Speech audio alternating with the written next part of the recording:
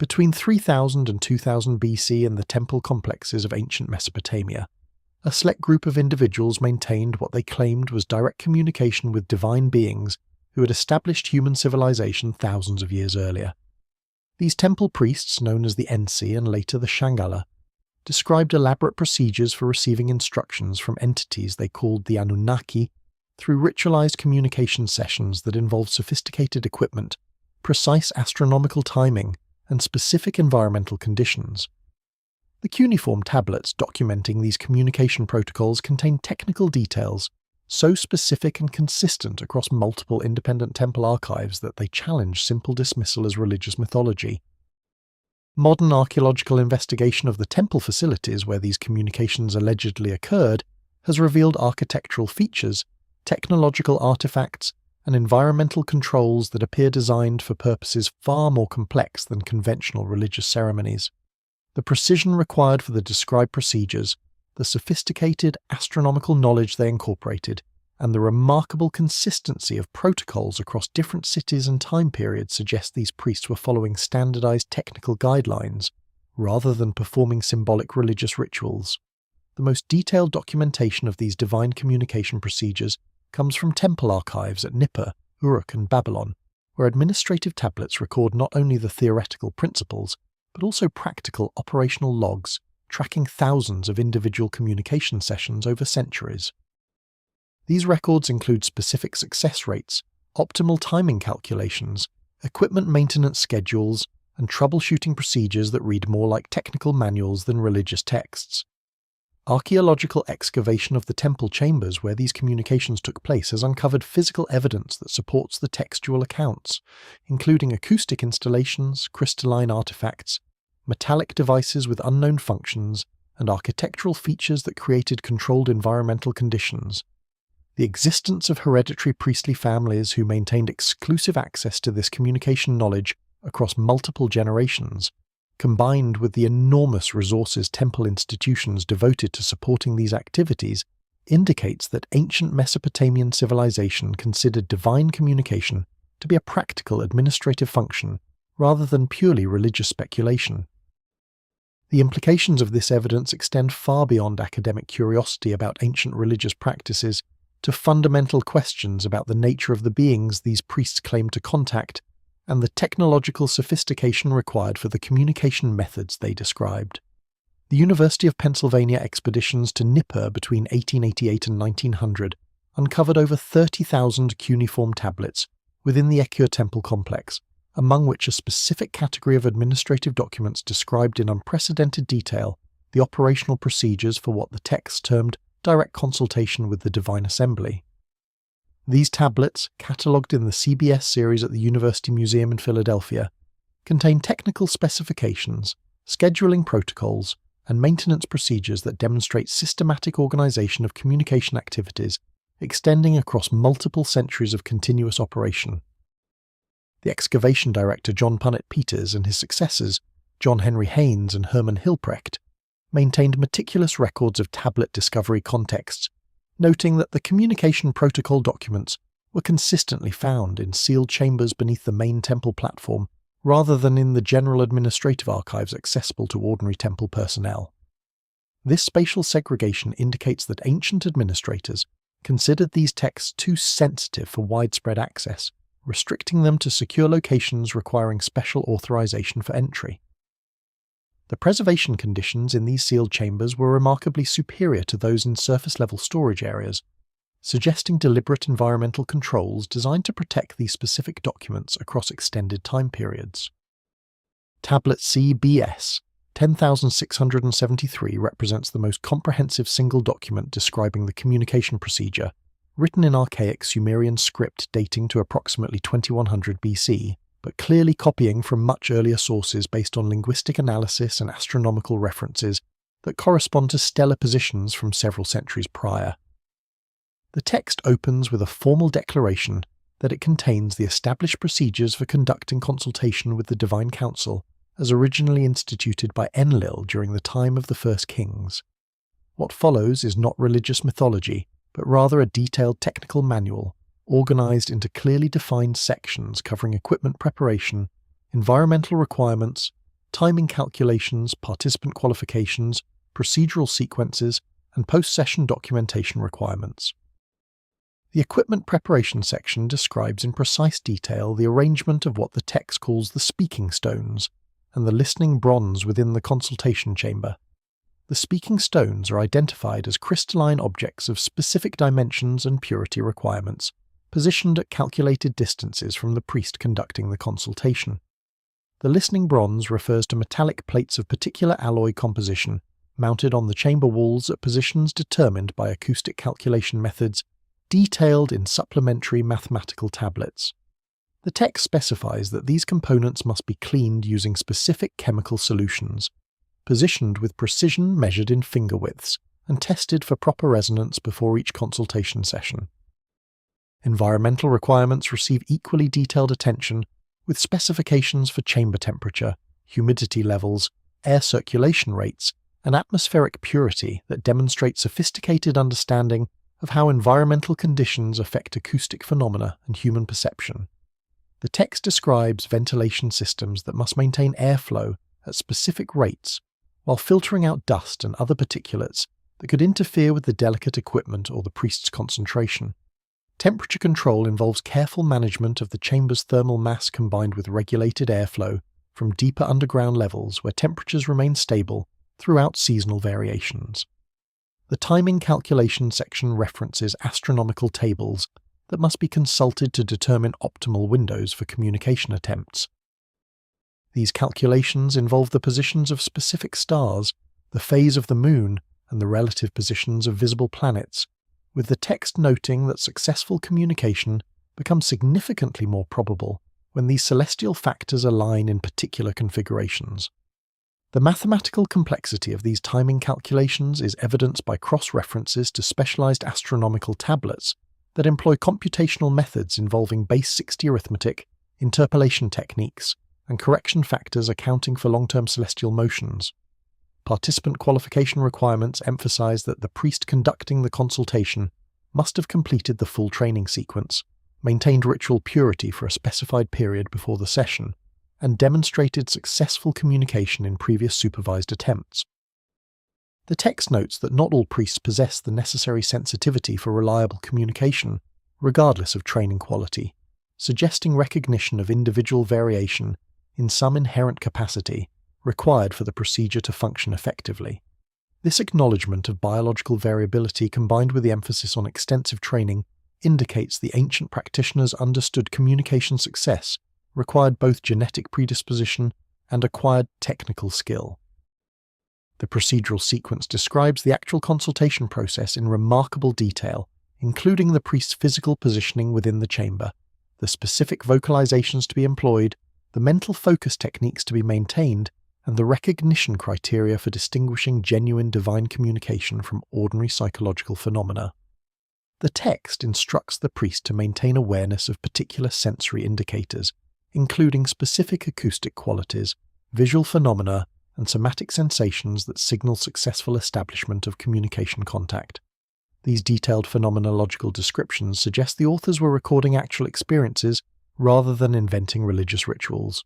Post-session documentation requirements mandate immediate recording of all communications received, verification procedures involving multiple witnesses for significant consultations, and systematic filing of consultation records in the secure archive chambers. The administrative rigor applied to documentation combined with the technical precision of the operational procedures indicates that Mesopotamian temple administrators treated divine consultation as a practical governmental function, requiring the same careful management as any other critical administrative capability. Mesopotamian administrative records from the Ur-3 period describe the establishment of hereditary priestly families specifically designated as intermediaries between human administrators and the Anunnaki Council, with children selected for this role, undergoing training programs that began in early childhood and continued for decades before they were authorized to conduct actual communication sessions. The precision and duration of this training, combined with genetic restrictions that limited the priesthood to specific bloodlines, indicates that successful communication required both inherited biological predispositions and extensive technical education. Tablet CBS 14,400 429 from the Dream archive documents the formal establishment of 7 primary priestly lineages during the reign of Shulgi, with each family granted substantial land holdings, tax exemptions, and guaranteed temple appointments in exchange for maintaining the communication capability across generations. The economic value placed on these families through their privileged status indicates that Mesopotamian rulers considered divine communication access sufficiently important to justify substantial ongoing expenditure. The text specifies that these families must maintain detailed genealogical records to verify bloodline purity, and that marriage partners must be selected from approved families carrying compatible traits. The training curriculum for children born into these priestly families began between ages 5 and 7, with foundational instruction in written language, mathematical calculation, and astronomical observation. Educational tablets from the Temple Scribal School at Nippur preserve exercise texts used in this early training phase, covering arithmetic operations, geometric principles, star identification, and calendrical calculations that far exceeded the educational standards for ordinary scribes. The sophistication of this preparatory education indicates that successful communication priests required mathematical and astronomical knowledge comparable to the most advanced scholars in Mesopotamian civilization. Advanced training beginning around age 15 focused specifically on communication techniques and included instruction in acoustic principles, consciousness modification methods, equipment operation, and the symbolic language systems used to interpret divine messages. Training texts describe exercises in sustained concentration, sensory discrimination, and mental state control that modern psychology recognizes as sophisticated meditation and attention training techniques. Students learn to recognize subtle sensory phenomena, maintain focus despite distractions, and distinguish between genuine communication signals and psychological noise generated by their own mental processes. Practical training involved supervised participation in actual communication sessions, where students observed experienced priests conducting consultations and gradually assumed more active roles under close supervision. Tablet VAT 17019 describes a formal apprenticeship system where students spent years assisting master communication priests before being authorized to conduct independent consultations. The text notes that typical apprenticeships lasted between 15 and 25 years, indicating the complexity and difficulty of mastering the required skills, even after completing this extensive training. New priests underwent probationary periods where their independent consultations were verified by senior practitioners before being accepted as authoritative. The genetic restrictions limiting the priesthood to specific bloodlines become explicit in marriage regulations preserved in temple administrative archives. These texts describe formal genetic compatibility testing conducted before approving marriages involving priestly families, with specific physical characteristics, cognitive capabilities, and sensory acuities serving as selection criteria.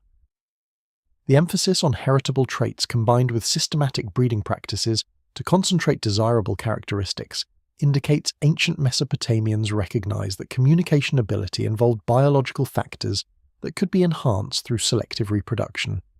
Medical texts from the temple healing schools describe diagnostic procedures for identifying children with the highest potential for developing communication abilities. Examining cranial proportions, auditory sensitivity, visual acuity, and other measurable characteristics correlated with successful communication performance. The systematic application of these diagnostic methods and the detailed record keeping, tracking the communication success rates of individuals with different characteristic profiles, demonstrates empirical refinement of selection criteria based on accumulated performance data. The exclusivity of the communication priesthood created tensions documented in administrative correspondence between temple authorities and royal administrators who occasionally challenged the hereditary restrictions and advocated for talent-based selection from broader populations. Tablet BM 45789 preserves a response from the High Priest of Nippur to such a challenge, arguing that communication ability requires specific inborn capacities that cannot be compensated for through training regardless of intellectual capability or motivation. The priest cites statistical evidence showing dramatically higher success rates among children from established priestly bloodlines compared to talented individuals from outside these families, supporting the biological necessity of the genetic restrictions. Archaeological investigation of underground chambers beneath the Echo complex at Nippur revealed architectural features specifically designed to create controlled acoustic environments, including corbelled ceiling structures that amplify certain sound frequencies while dampening others, metallic resonance plates embedded in walls at precise positions, and ventilation systems that maintain specific atmospheric conditions affecting sound propagation. Analysis of these acoustic properties demonstrates understanding of sound wave behavior and resonance effects that parallels modern architectural acoustics.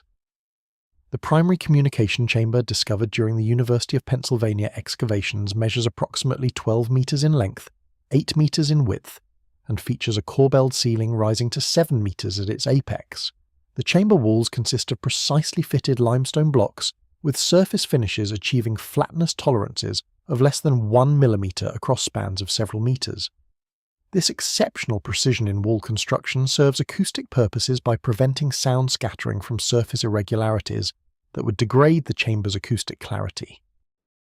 The limestone composition itself contributes to acoustic performance through its density and internal structure that absorbs certain frequencies while reflecting others. The corbelled ceiling structure creates a focusing effect that concentrates sound energy at specific locations within the chamber, corresponding to documented positions for communication priests during consultation sessions. Acoustic modelling conducted by archaeoacoustics researcher Stephen Waller revealed that the ceiling geometry generates a focal point approximately 2 meters above the chamber floor at the centre of the space where sound pressure levels reach maximum intensity. Historical texts describing proper positioning for communication priests specify standing at precisely this location, indicating ancient architects understood the acoustic focusing properties of their ceiling design. Metallic plates discovered embedded in the chamber walls at regular intervals consist of bronze alloy with composition optimized for acoustic resonance.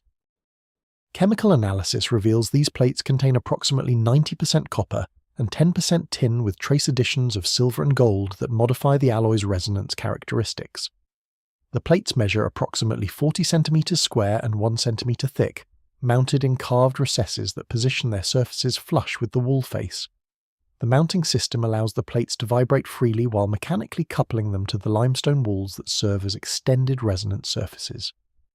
The positioning of these resonance plates follows a precise geometric pattern that acoustic analysis reveals creates standing wave patterns at specific frequencies within the chamber.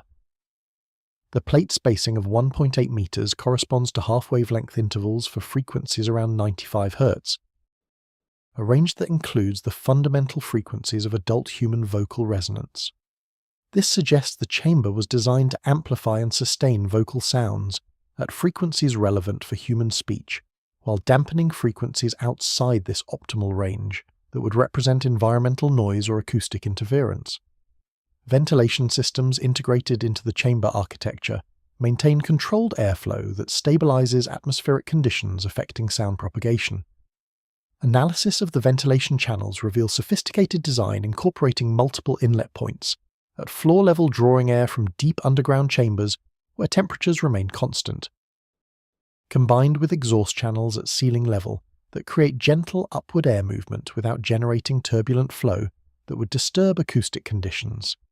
The airflow rate maintained by this passive ventilation system falls within narrow ranges optimal for human respiratory comfort, while avoiding wind noise that would interfere with acoustic clarity. The acoustic isolation of the communication chamber from external environmental noise involved multiple architectural strategies, including massive wall thickness exceeding 2 meters, foundation placement on bedrock to prevent vibration transmission from surface activities, and access through multiple antechambers that create acoustic baffling, preventing sound penetration from outside areas. Acoustic measurements conducted in the chamber demonstrate background noise levels below 30 decibels, comparable to modern acoustic isolation chambers used for sensitive audio recording, indicating the ancient designers achieved extraordinary acoustic isolation using only passive architectural methods. Additional acoustic features include resonant cavities carved into the chamber walls at positions corresponding to standing wave nodes, creating Helmholtz resonators tuned to specific frequencies. These cavities function as acoustic filters that absorb unwanted frequencies while allowing desired frequency ranges to propagate unimpeded. The precise tuning of these resonators and their strategic positioning demonstrates sophisticated understanding of acoustic physics that enabled ancient architects to shape the chamber's frequency response characteristics with precision comparable to modern acoustic engineering.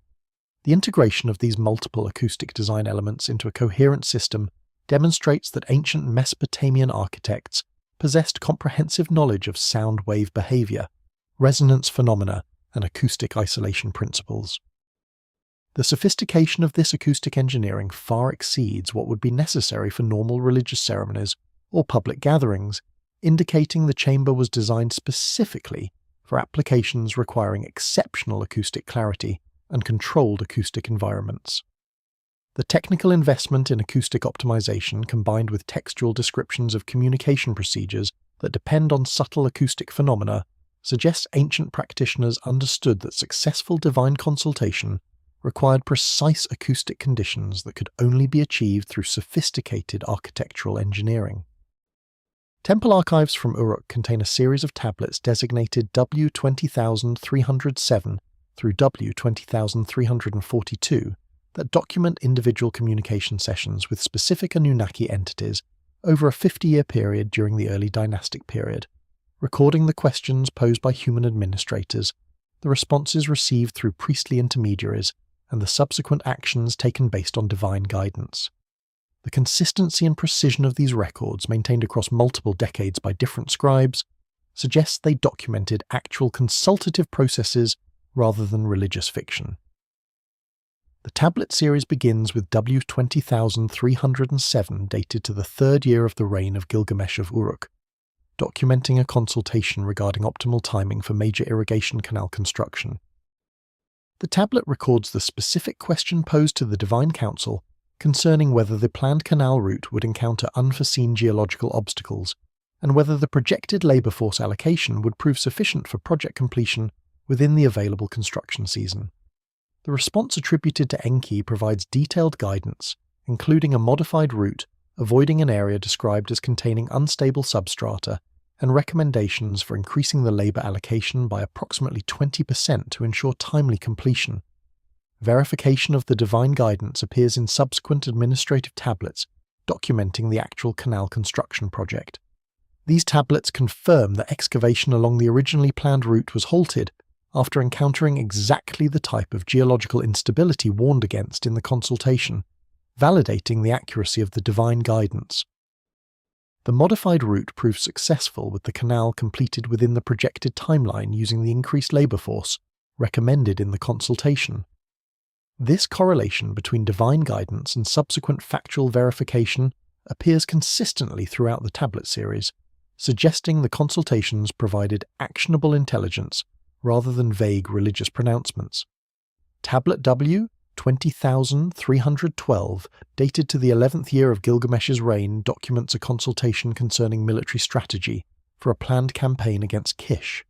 The questions address optimal timing for the campaign launch, probable responses from Kish's allies, and tactical approaches most likely to achieve rapid victory with minimal casualties. The responses attributed to Ninyota provide specific intelligence about Kish's military preparations, including troop dispositions, supply stockpiles, and alliance commitments that subsequent military reports confirm with remarkable accuracy. The consultation recommended delaying the campaign by 2 months to allow completion of Kish's harvest season, when their military forces would be dispersed for agricultural duties, advice that proved strategically sound when implemented. The tablet series includes consultations addressing diverse topics, including agricultural planning, diplomatic negotiations, legal disputes, construction projects, and public health measures, with responses demonstrating detailed knowledge of complex situations extending far beyond what the consulting priests could have known through normal information gathering. Tablet W 20,324 records a consultation about a disease outbreak affecting livestock in the temple herds, with divine guidance providing specific treatment protocols involving particular medicinal compounds and quarantine procedures that successfully contained the outbreak.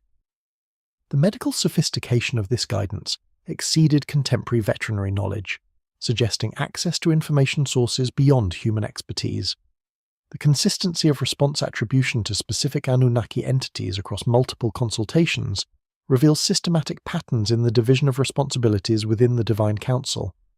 Consultations involving water management, agriculture, and technical matters consistently receive responses attributed to Enki, while military and administrative questions typically receive guidance from Ninurta or Enlil. This consistent attribution pattern spanning decades of consultations suggests genuine contact with distinct entities possessing specialized knowledge domains rather than improvised religious theatre. The documentation format employed throughout the tablet series follows standardized protocols that facilitate verification and administrative action. Each tablet records the date of consultation using both the regnal year and astronomical observations that enable precise chronological placement, identifies the consulting priest by name and lineage, states the questions in formal administrative language, records the responses with attributed sources, and notes the administrative actions taken based on the guidance received.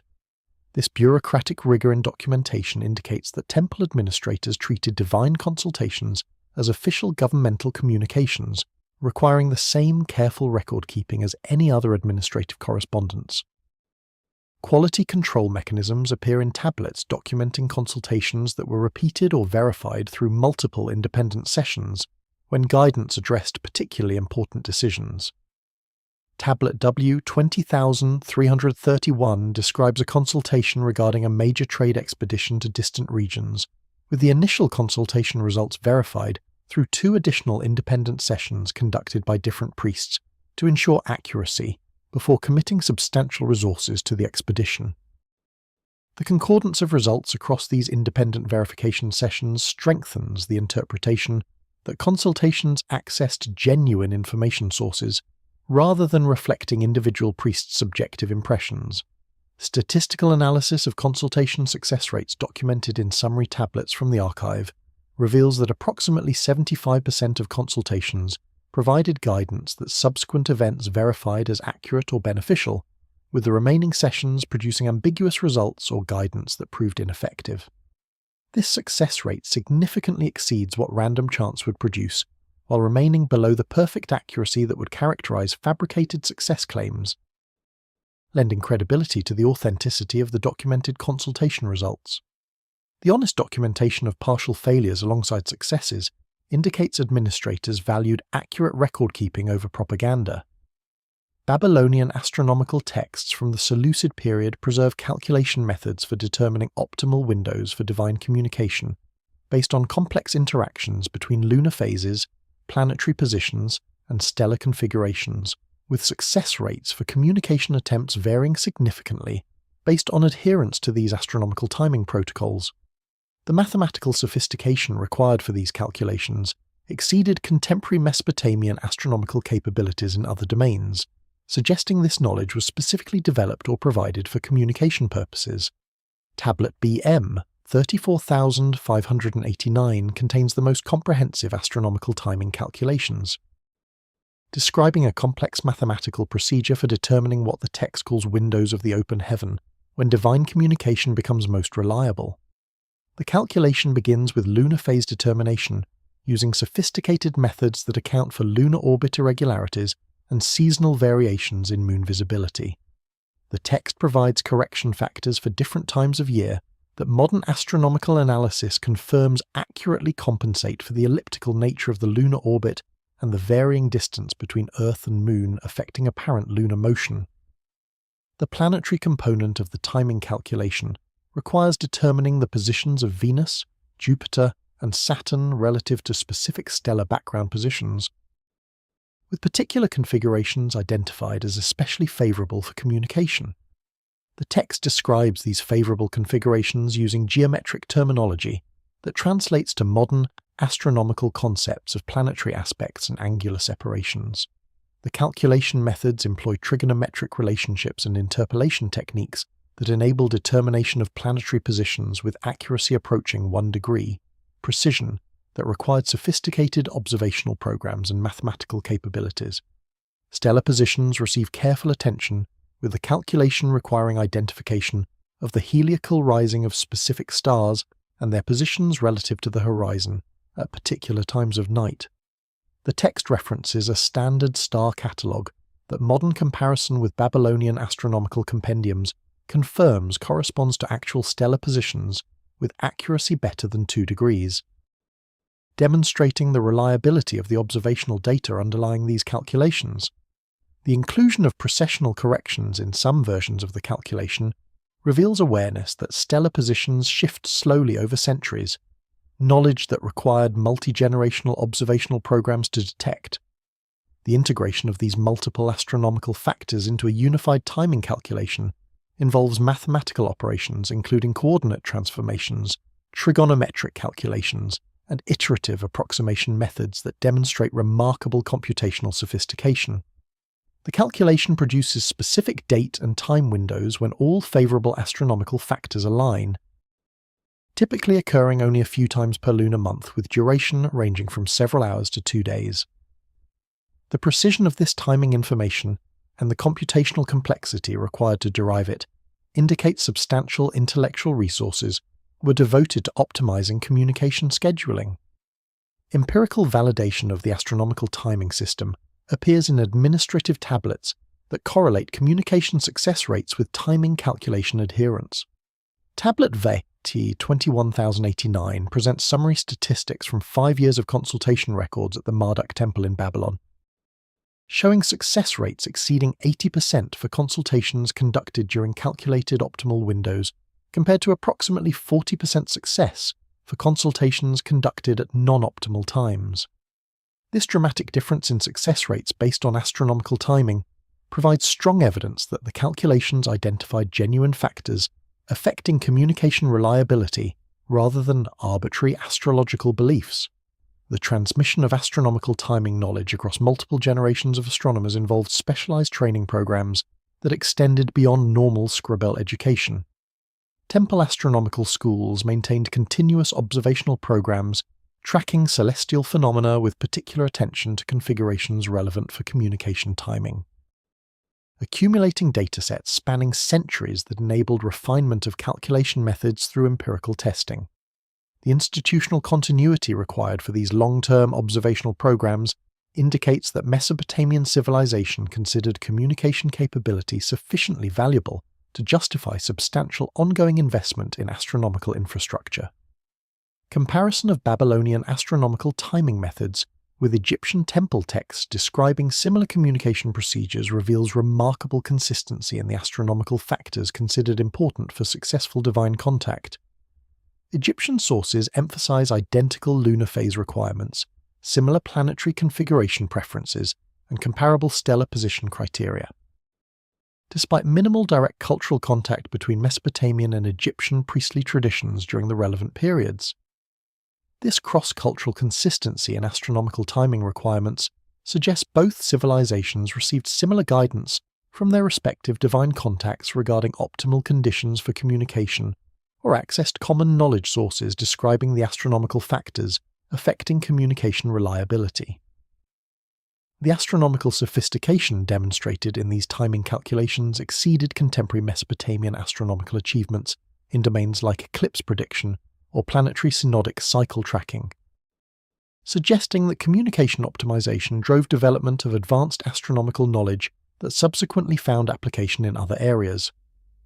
The precision of the mathematical methods employed and the empirical validation of calculation results through documented success rate improvements indicate ancient astronomers treated communication timing as a practical engineering problem amenable to systematic optimization through careful observation, rigorous calculation, and empirical refinement of methods based on performance data.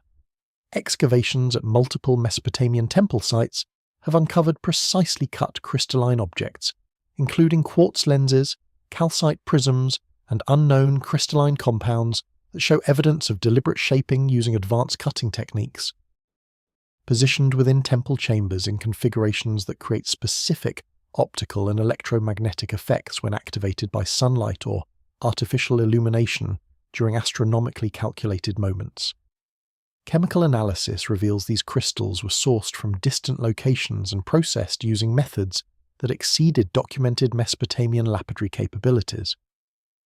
The most significant crystalline artifacts were discovered during the University of Pennsylvania excavations at Nippur between 1893 and 1896 in sealed chambers adjacent to the main communication chamber, beneath the Ika temple complex.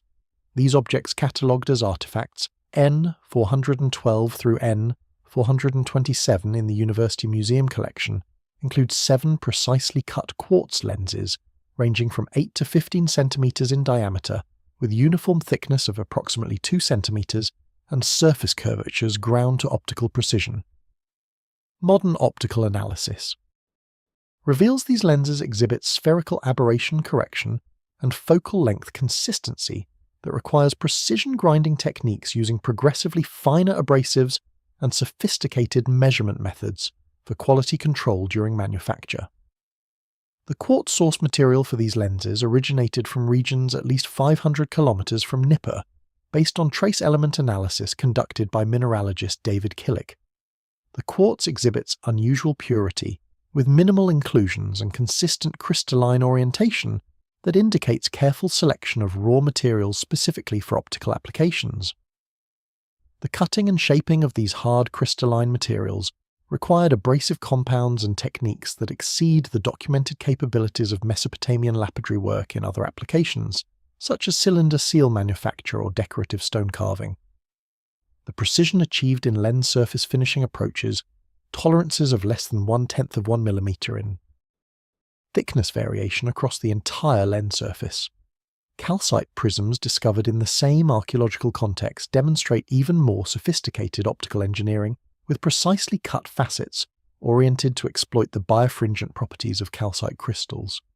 These prisms measure approximately 12 centimeters in length, with triangular cross-sections featuring edge angles of exactly 60 degrees, verified through precision measurement. The calcite crystallographic orientation aligns perfectly with the prism geometry to maximize the separation of ordinary and extraordinary rays when light passes through the crystal, indicating the manufacturers understood the relationship between crystalline structure and optical properties. This knowledge of crystal optics required either extensive empirical experimentation or access to theoretical principles not formally recognized until the 17th century development of optical physics. Unknown. Crystalline compounds discovered among the temple artifacts include materials that modern analysis cannot definitively identify, using standard mineralogical classification systems. Artifact N424 consists of a transparent crystalline substance with hexagonal symmetry that exhibits unusual electromagnetic properties, including measurable piezoelectric effects when subjected to mechanical stress. X-ray diffraction analysis reveals a crystal structure incorporating elements including silicon, aluminum, and trace quantities of rare earth elements in arrangements that do not correspond to any naturally occurring mineral. The presence of these exotic materials and their sophisticated processing suggests access to advanced material science knowledge or sources of synthetic crystals produced through manufacturing processes unknown in ancient Mesopotamia. The positioning of crystalline artifacts within temple chambers followed precise geometric patterns, documented in cuneiform texts describing equipment arrangement protocols. Tablet CBS 12947 specifies that the speaking crystals must be positioned at calculated distances from the communication priest, corresponding to specific mathematical ratios involving the chamber dimensions. Archaeological evidence confirms that mounting brackets and platform positions in excavated chambers align exactly with these textual specifications, demonstrating faithful implementation of documented procedures. The geometric arrangement creates focal points where light passing through the crystals concentrates, generating optical effects including light patterns, color separation, and focused illumination at specific locations within the chamber. Experimental reconstruction of the crystalline apparatus using replicas positioned according to ancient specifications reveals that during specific astronomical conditions when sunlight enters the chamber through carefully designed apertures, the crystals create complex light patterns that change throughout the day as the sun's angle shifts. These dynamic optical effects combined with the acoustic properties of the chamber create multi-sensory environments that could significantly affect human perception and consciousness states. Temple texts describing communication sessions reference these light phenomena using terminology that translates as the manifestation of divine presence, suggesting ancient practitioners interpreted the optical effects as indicators of successful contact establishment. The electromagnetic properties of the crystalline materials become significant when considering their interaction with the metallic components also present in communication chambers. Quartz crystals generate measurable electrical potentials when subjected to mechanical stress through the piezoelectric effect, while the calcite prisms and unknown crystalline compounds exhibit similar electroactive properties. The combination of these crystals with bronze resonance plates and other metallic equipment creates potential for electromagnetic phenomena that could affect both the physical environment and human neurological function. Modern studies of electromagnetic field effects on human consciousness demonstrate that specific field configurations can influence brainwave patterns, sensory perception, and cognitive states relevant to the altered consciousness states described in communication protocols. Temple maintenance texts describe careful cleaning and calibration procedures for crystalline equipment, indicating ancient practitioners recognized that crystal performance degraded over time and required systematic maintenance. Tablet 4 AT 16321 specifies cleaning protocols using solutions of specific composition, including mineral acids and organic solvents, that modern chemistry recognizes as effective for removing surface contamination from optical components without damaging the crystalline structure.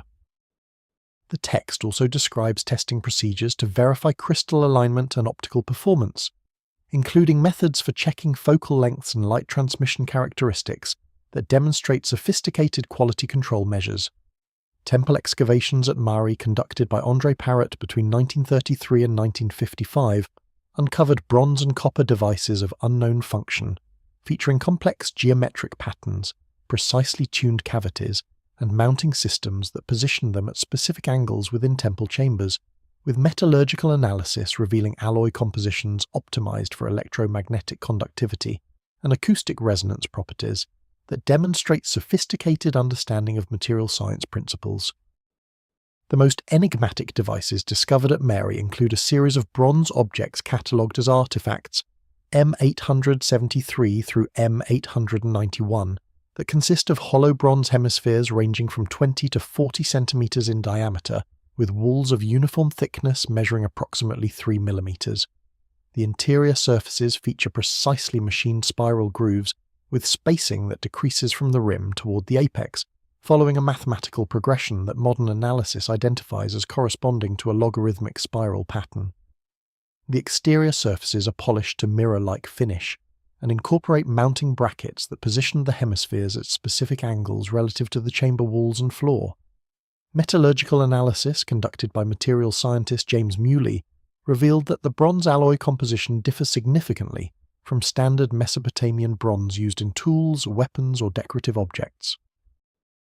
The alloy contains approximately 88% copper, 10% tin, and 2% additions including silver, antimony, and arsenic, in precise ratios that optimize both electrical conductivity and acoustic resonance characteristics. This specialized alloy composition demonstrates knowledge of how trace element additions affect material properties in ways that were not formally understood until modern metallurgical science developed sophisticated composition control methods. The manufacturing techniques required to produce these devices exceeded documented Mesopotamian metalworking capabilities in several respects.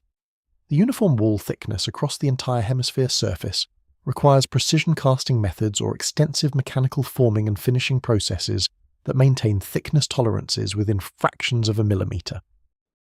The interior spiral grooves exhibit machining precision with groove depths varying less than 1/10 of 1 millimeter across the entire pattern, suggesting the use of mechanized cutting tools or extremely sophisticated hand techniques guided by precise measurement instruments. The mirror polish of exterior surfaces requires abrasive finishing processes using progressively finer polishing compounds and methods for achieving surface smoothness at scales approaching optical quality. Acoustic testing of replica devices constructed according to the dimensions and materials of the original artifacts reveals remarkable resonance properties, with specific frequencies being strongly amplified while adjacent frequencies are dampened. The devices function as highly selective acoustic filters, with resonance peaks occurring at frequencies corresponding to harmonics of the human vocal range. When positioned in the configuration documented in Mari temple chambers, the devices create complex acoustic environments where specific vocal frequencies are enhanced and sustained, while environmental noise at other frequencies is suppressed. This sophisticated acoustic filtering could explain textual references to the chamber, responding to the voice of the priest during communication sessions.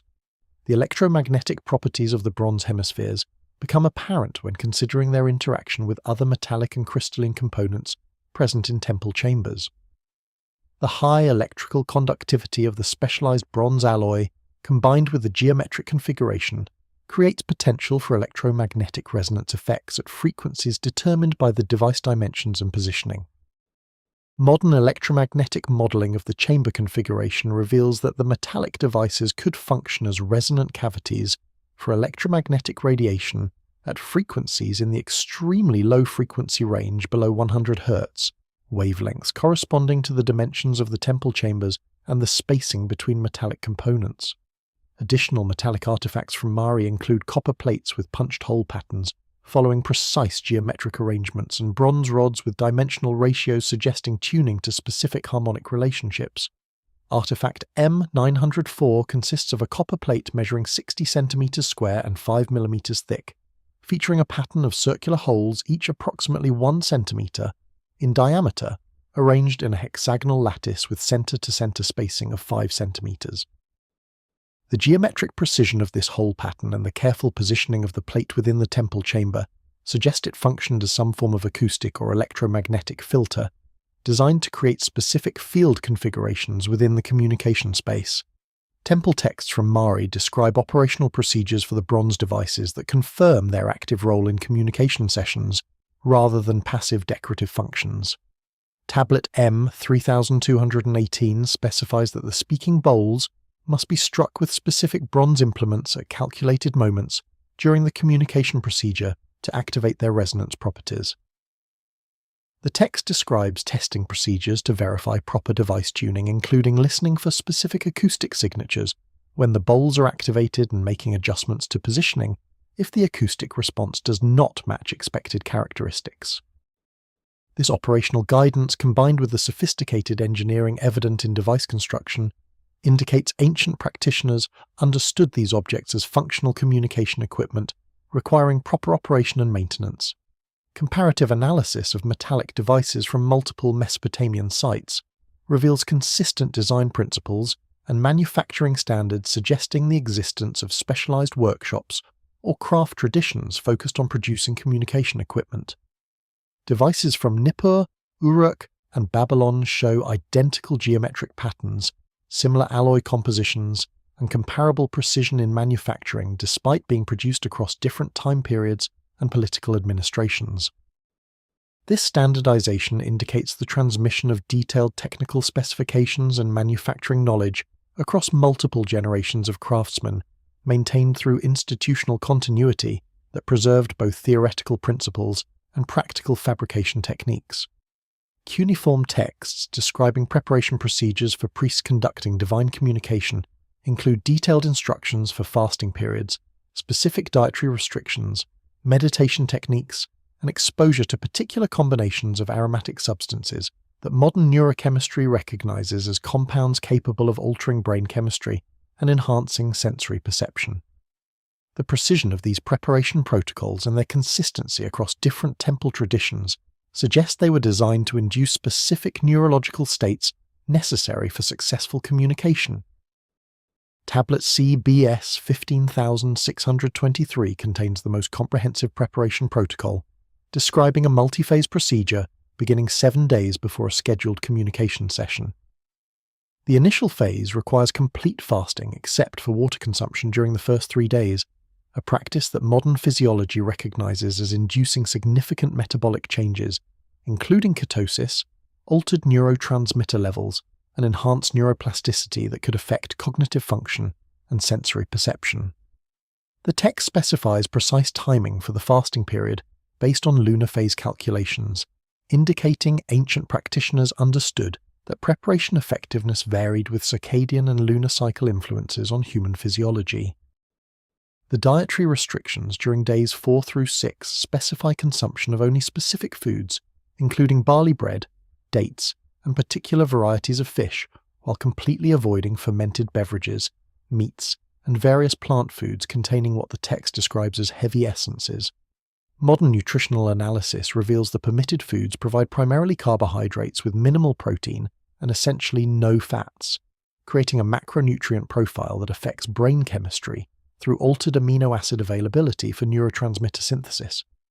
The specific fish varieties mentioned contain high levels of omega-3 fatty acids that influence neural membrane function and signaling, while the excluded foods include those high in tyramine and other compounds that affect monoamine neurotransmitter systems.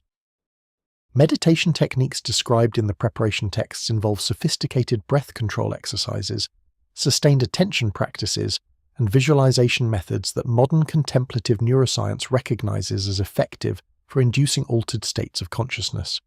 The text instructs the priest to perform what translates as the breath of cosmic alignment, a controlled breathing pattern involving inhalation counts of 8, breath retention of 16, and exhalation counts of 8, repeated in cycles for durations extending to several hours.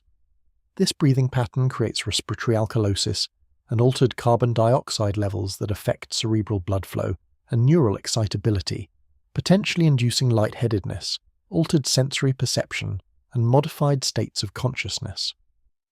Aromatic substance exposure receives particular attention in the preparation protocols with detailed specifications for compounds, dosages, and administration timing. Tablet Vati 19457 describes the preparation of incense mixtures combining frankincense, myrrh, cedar resin, and various plant materials including what appears to be Syrian rue based on botanical descriptions. Chemical analysis of these materials reveals they contain psychoactive compounds including harmin, harmalin, and other beta-carboline alkaloids that function as monoamine oxidase inhibitors, affecting serotonin, dopamine, and norepinephrine metabolism in the brain. The text specifies that these aromatic compounds must be burned in sealed chambers, where the priest breathes the smoke for calculated durations, ensuring absorption of psychoactive substances at dosages sufficient to produce neurological effects. The timing and sequencing of aromatic exposure follows precise protocols that suggest empirical optimization based on accumulated experience with different administration patterns. The preparation sequence alternates between aromatic exposure sessions and periods of meditation and sensory isolation, creating a pattern of neurological stimulation and integration that maximizes the preparation effectiveness. Modern pharmacology recognizes that this type of intermittent exposure pattern can produce more profound and sustained neurological effects than continuous exposure, suggesting ancient practitioners discovered optimal dosing schedules through systematic experimentation. Temple medical texts describe specific physiological indicators that priests must monitor during preparation to verify proper neurological state development.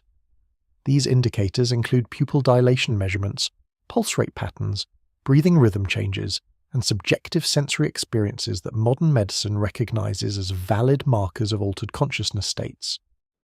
Tablet K 11234 provides diagnostic criteria for determining when a priest has achieved proper preparation status, including specific visual phenomena such as enhanced color perception and geometric pattern visualization that correspond to known effects of altered neurotransmitter function on visual processing systems. The consistency of preparation protocols across different temple traditions, separated by substantial geographical distances and time periods, indicates systematic transmission of neurological manipulation techniques through institutional channels.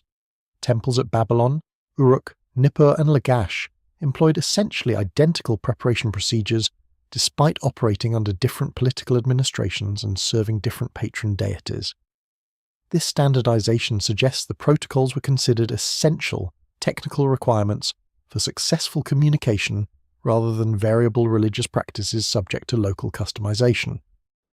Safety protocols and contraindications described in temple medical texts demonstrate ancient practitioners recognized that preparation procedures carried risks requiring careful management. The texts identify specific conditions that disqualify individuals from undergoing preparation, including heart irregularities, breathing disorders, and previous adverse reactions to aromatic substances. These medical restrictions correspond to modern contraindications for the pharmacological compounds and physiological stresses involved in the preparation procedures, indicating empirical recognition of risk factors through accumulated experience with preparation-related complications. Archaeological investigation of temple complexes at Lagash revealed specialized underground chambers designed for what texts describe as dream communication with divine entities, featuring controlled lighting, acoustic isolation, specific geometric proportions, and ventilation systems that could introduce carefully measured quantities of aromatic compounds into the sealed environment. The architectural sophistication of these chambers and their consistency with textual descriptions of dream communication procedures indicates systematic engineering rather than improvised religious spaces. The primary dream incubation chamber, discovered at Lagash during French excavations, led by André Parrot in 1951, measures 8 meters in length, 5 meters in width, and features a flat ceiling at 3.5 meters height. The chamber is carved entirely from bedrock, with walls finished to smooth surfaces and sealed with gypsum plaster, creating a completely enclosed environment isolated from external light, sound, and air currents. Access is through a single narrow passage that descends from the temple complex above through a series of turns designed to prevent light penetration and create acoustic isolation. The passage includes multiple stone door positions, allowing complete sealing of the chamber when occupied. Lighting control systems within the chamber demonstrate sophisticated understanding of how illumination affects human circadian rhythms and consciousness states. The chamber features carved channels in the ceiling that connect to small apertures in the rock above, allowing controlled admission of sunlight during specific times of day, calculated using astronomical timing methods. Stone plugs discovered in these channels could completely block light admission or be adjusted to admit varying amounts of illumination. This precise light control enabled manipulation of the occupant's exposure to natural day-night cycles, facilitating the circadian disruption that enhances dream intensity and recall. The geometric proportions of the chamber follow mathematical relationships documented in temple construction texts. The length-to-width ratio of 8:5 corresponds closely to the golden ratio valued in sacred architecture, while the ceiling height relative to floor dimensions creates specific acoustic properties that affect the chamber's resonance characteristics. Acoustic testing reveals the chamber exhibits strong resonance at frequencies around 7 Hz, corresponding to the theta wave frequency range associated with deep meditation and dream states in modern neuroscience. This acoustic resonance could entrain occupant brainwave patterns toward frequencies conducive to the altered consciousness states necessary for dream communication. Ventilation systems integrated into the chamber architecture allowed controlled introduction of aromatic compounds while maintaining adequate air quality for extended occupation. The system consists of carved channels connecting the chamber to surface-level burning platforms where incense and other aromatic materials could be burned with the resulting smoke drawn through the ventilation channels by natural convection. Stone baffles and filters within the channels allowed regulation of smoke flow rates and provided some filtration of particulates while allowing passage of volatile aromatic compounds. Chemical residues recovered from the ventilation channels include frankincense, myrrh, and plant materials containing psychoactive alkaloids consistent with compounds specified in dream incubation texts.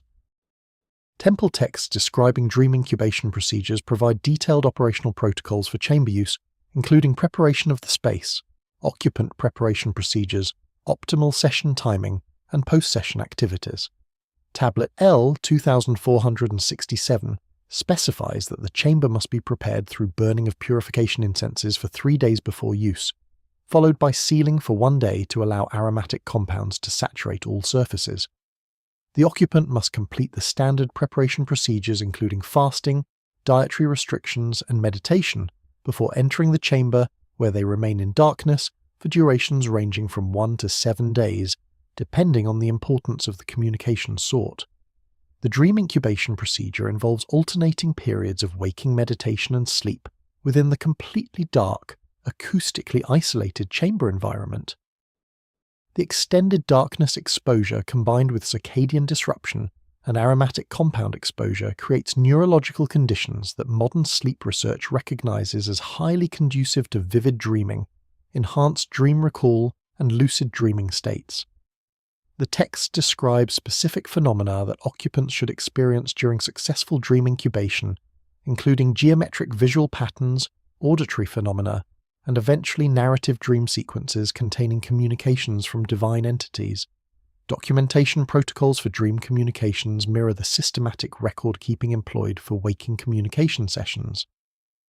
Upon emerging from the incubation chamber, priests immediately recorded their dream experiences in detail, including visual imagery, auditory content, emotional qualities, and specific messages or guidance received.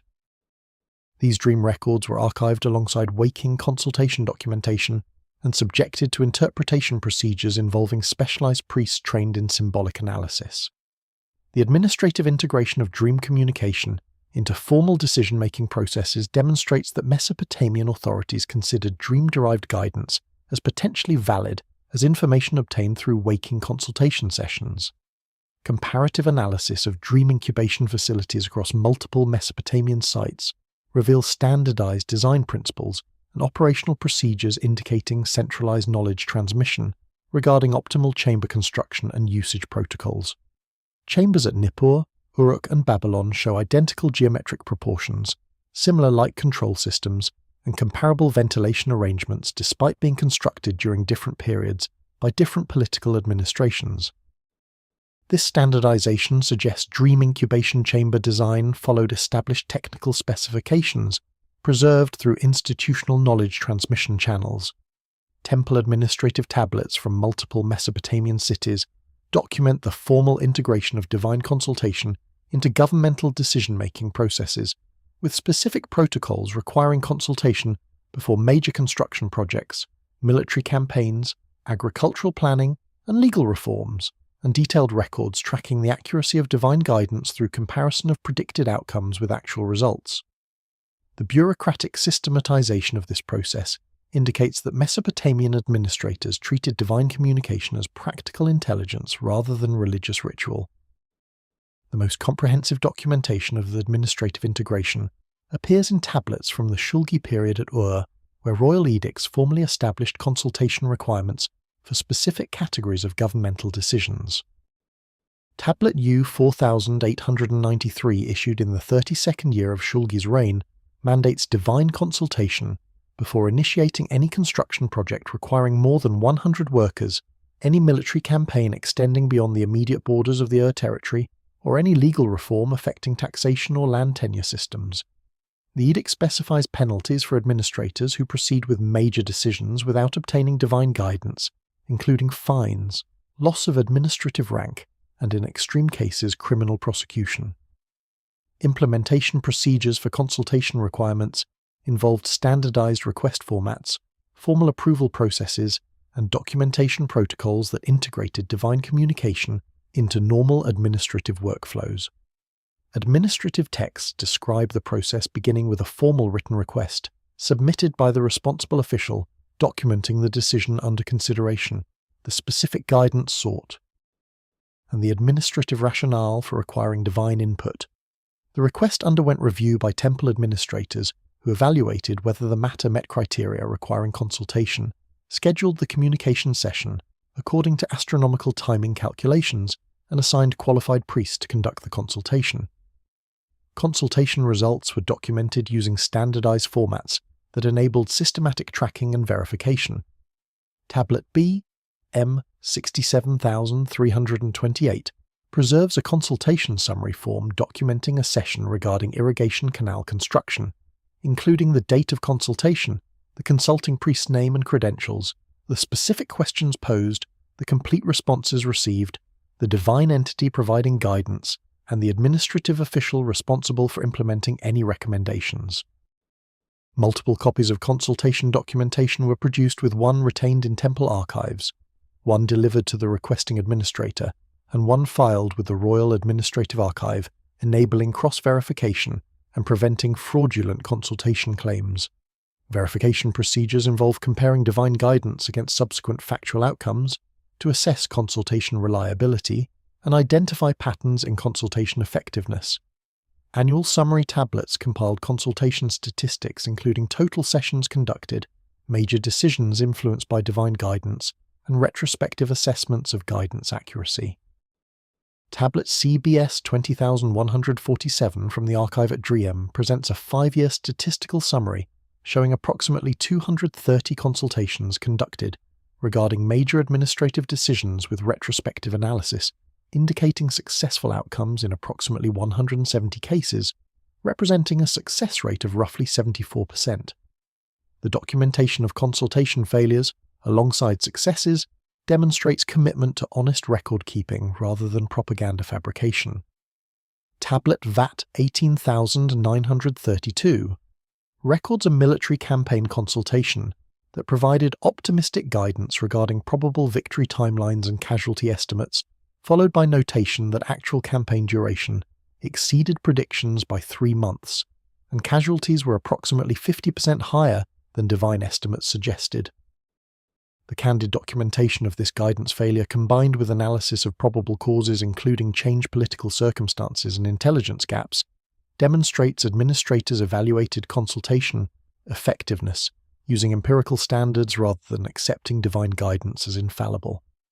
Economic analysis of consultation programs reveals substantial resource commitments justified by perceived value of divine guidance for governmental decision-making. Temple budgets allocated significant funds for maintaining consultation capabilities, including priest salaries, equipment maintenance, astronomical observation programs, and facility operations. Tablet L 9,683 documents. Annual budget allocations for the Lagash Temple Consultation Program, totaling approximately 12 talents of silver, equivalent to roughly 5% of total temple revenue, indicating the substantial economic importance placed on maintaining reliable divine communication access.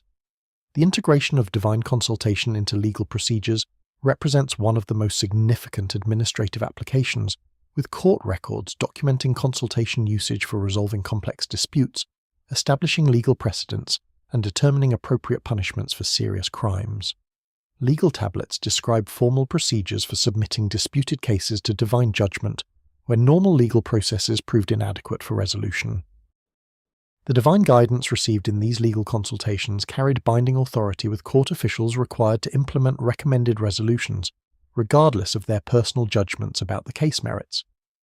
Cross-cultural comparison reveals that divine consultation integration into governmental administration was not unique to Mesopotamia, but appeared in Egyptian, Hittite, and other ancient Near Eastern administrative systems, with remarkable consistency in protocols and procedures. Egyptian oracle consultations employed similar astronomical timing, preparation procedures, and documentation methods, suggesting either cultural transmission of consultation practices or parallel development based on common divine guidance regarding optimal administrative integration approaches. The widespread adoption of formalized divine consultation across multiple independent political systems indicates ancient administrators generally found the practice provided sufficient decision-making value to justify the substantial resources required for implementation. Babylonian temple archives contain statistical analyses of communication session success rates, correlated with various factors including astronomical conditions, ritual preparation procedures, priest qualifications, and equipment maintenance status, with documented efforts to optimize communication reliability through systematic experimentation and protocol refinement. The application of empirical methodology to improve divine communication suggests ancient priests treated this as a technical challenge, amenable to systematic improvement, rather than an unpredictable mystical experience. The most comprehensive statistical analysis appears in Tablet BM 42,791 from the Marduk Temple Archive at Babylon, documenting 15 years of consultation data spanning the reigns of Nebuchadnezzar I through Marduk-Nadin-Ahi.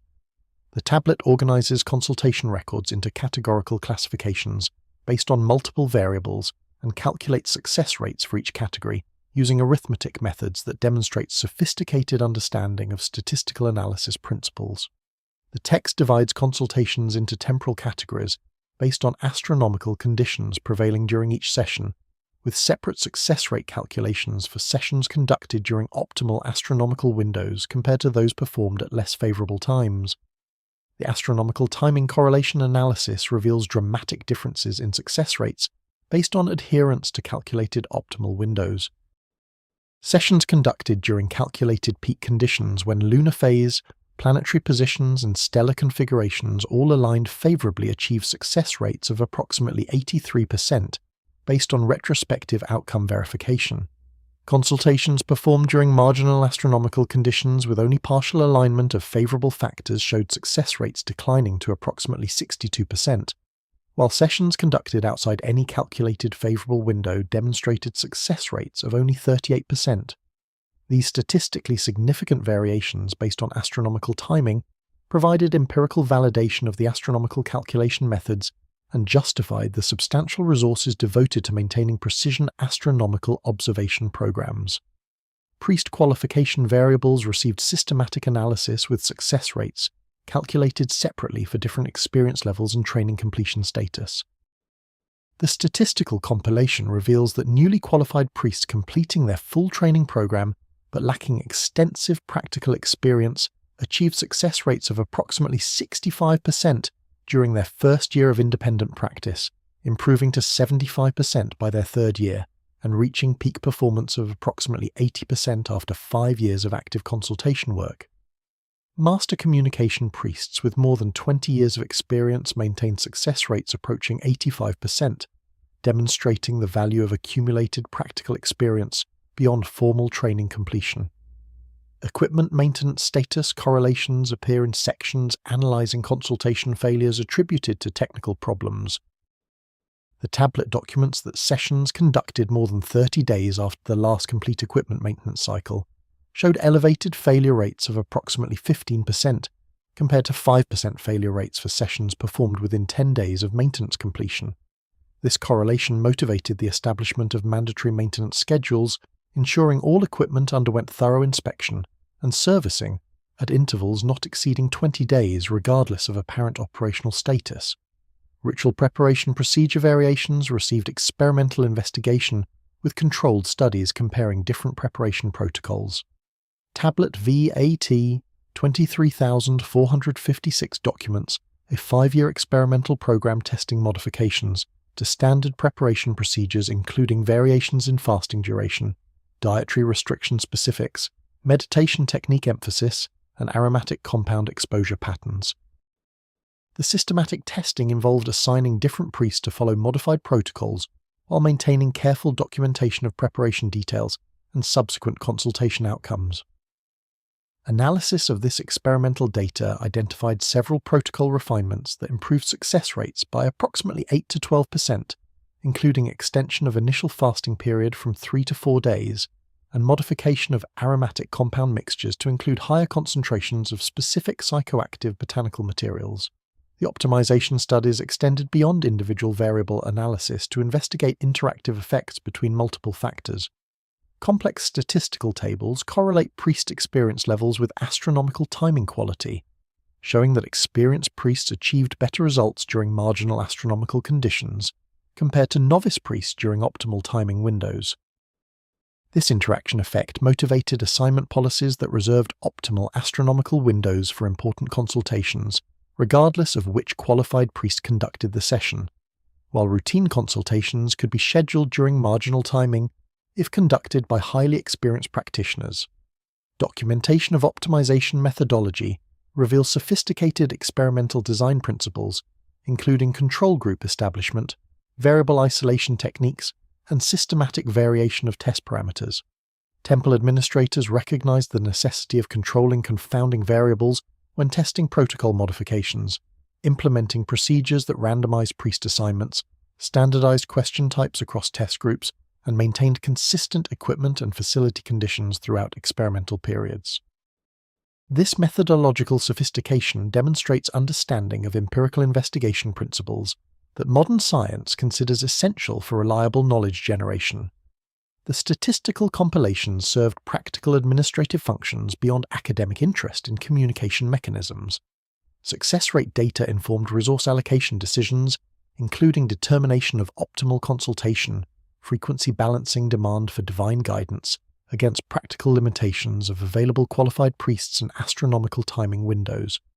The analyses identified bottlenecks in consultation capacity, suggesting targeted investments in expanded training programs, additional equipment, or facility improvements that would most effectively increase overall consultation throughput.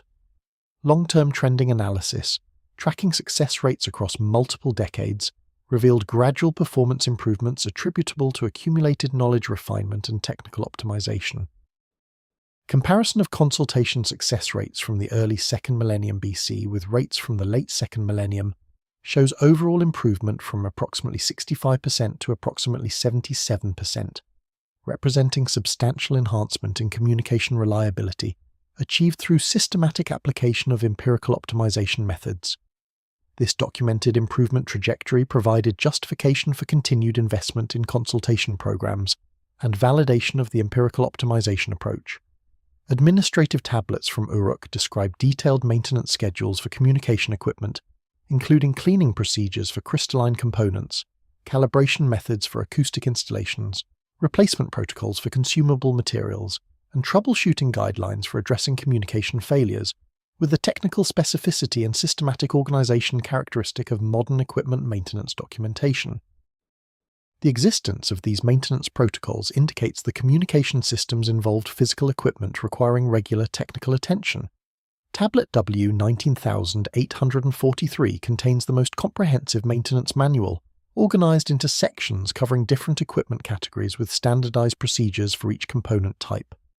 The crystalline equipment section specifies that all quartz lenses, calcite prisms, and other optical components must undergo thorough cleaning every 20 days using a 3-stage process, beginning with gentle washing in purified water, followed by treatment with dilute acidic solution for removing mineral deposits, and concluding with final rinse and careful drying using lint-free linen cloths. The text provides specific instructions for preparing the acidic cleaning solution, combining vinegar with specific mineral additives in measured proportions that modern chemistry recognizes as producing effective cleaning agents for optical surfaces. The calibration procedures for crystalline components demonstrate sophisticated understanding of optical alignment principles. The maintenance text instructs technicians to verify that each lens focuses incoming light at the correct position within the communication chamber by conducting tests using sunlight admitted through chamber apertures during specific times of day when solar angles enable precise alignment verification. The procedure specifies tolerance limits for focus position deviations requiring realignment if focal points shift by more than 2 finger widths from documented reference positions. Realignment involves careful adjustment of mounting bracket positions using precision measurement tools and iterative testing until proper focus restoration is verified. Acoustic installation maintenance receives equally detailed treatment, with specifications for testing and calibrating the bronze resonance hemispheres and metallic wall plates. The procedure requires striking each resonance device with a standardized bronze implement and listening for specific acoustic signatures that indicate proper tuning. The text describes the characteristic sound each device should produce, using phonetic descriptions that enable trained technicians to recognize correct acoustic responses. Devices producing off-pitch sounds require adjustment through modification of mounting positions, or in some cases replacement, if acoustic deterioration indicates material degradation. The metallic component maintenance section addresses corrosion prevention and surface treatment procedures essential for maintaining acoustic and electromagnetic properties. Bronze and copper elements require periodic cleaning to remove oxidation products that degrade surface conductivity and modify resonance characteristics. The cleaning procedure involves mechanical polishing using fine abrasive powders, followed by chemical treatment, with solutions containing plant-derived compounds that modern analysis reveals include natural tannins functioning as corrosion inhibitors. The final step involves application of protective coatings using oils and resins that seal metallic surfaces against atmospheric exposure while maintaining electrical conductivity. Replacement protocols for consumable materials include specifications for aromatic compounds, lamp fuels, cleaning solutions, and other materials that require regular replenishment. The maintenance text provides detailed quality standards for each material type, including purity requirements, acceptable source regions, and testing methods for verifying material suitability before use. Aromatic resins must exhibit specific colors, produce characteristic odors when burned, and meet purity criteria verified through dissolution tests. These quality control measures ensured that consumable materials maintained consistent properties essential for reproducible communication session conditions.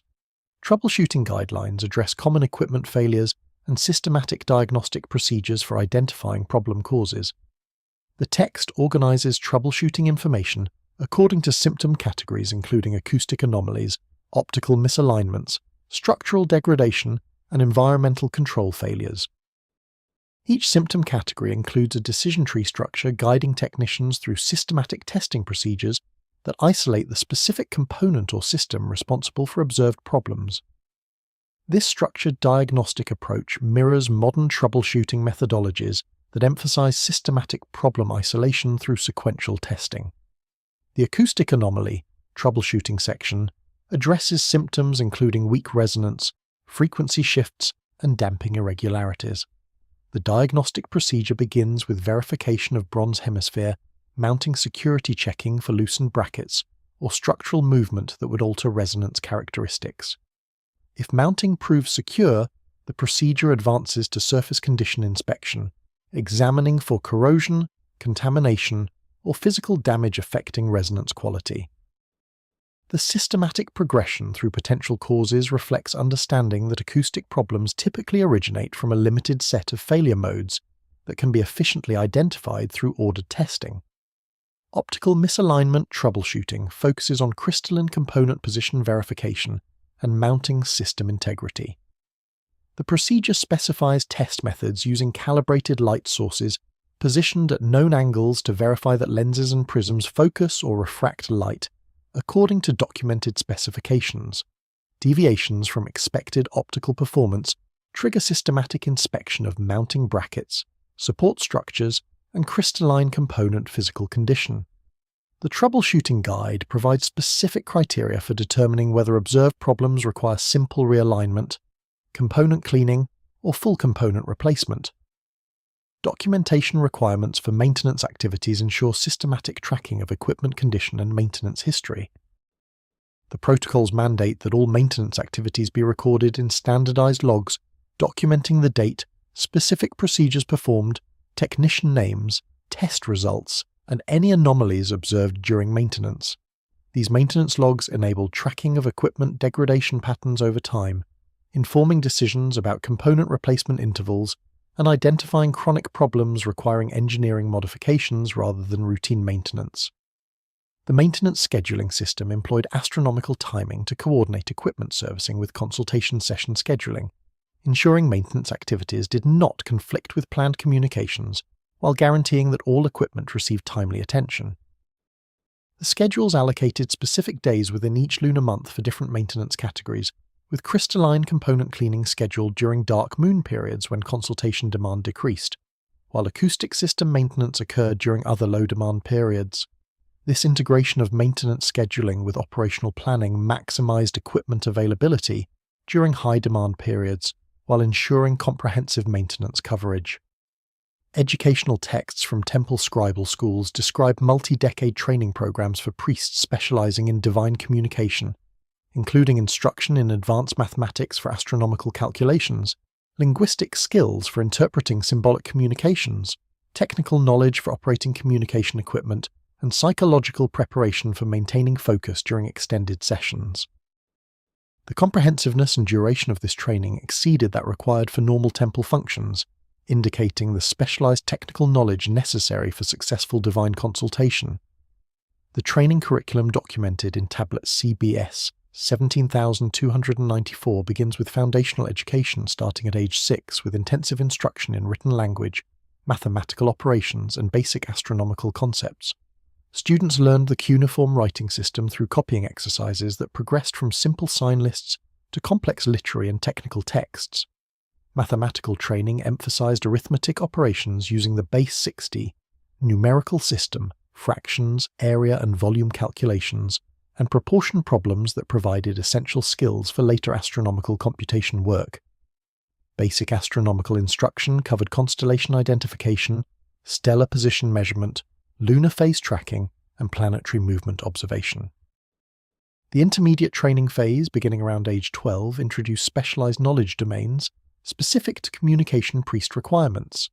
Advanced mathematical instruction covered trigonometric concepts, interpolation methods, and computational techniques for astronomical calculations including eclipse prediction, planetary position determination, and optimal communication window calculation.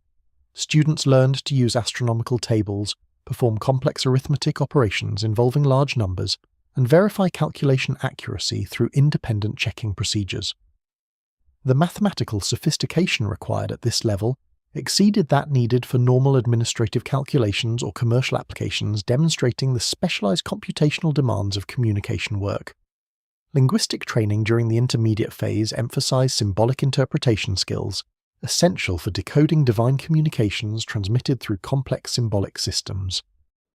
Students studied extensive catalogues of symbolic meanings associating geometric patterns, numerical sequences, astronomical configurations, and mythological references with specific concepts and information types. The training included practice exercises presenting symbolic communications that students must decode using proper interpretation protocols. Evaluation criteria assessed not only accuracy of basic symbol identification, but also sophistication in recognizing subtle symbolic relationships and extracting multi-layered meanings from complex symbolic structures.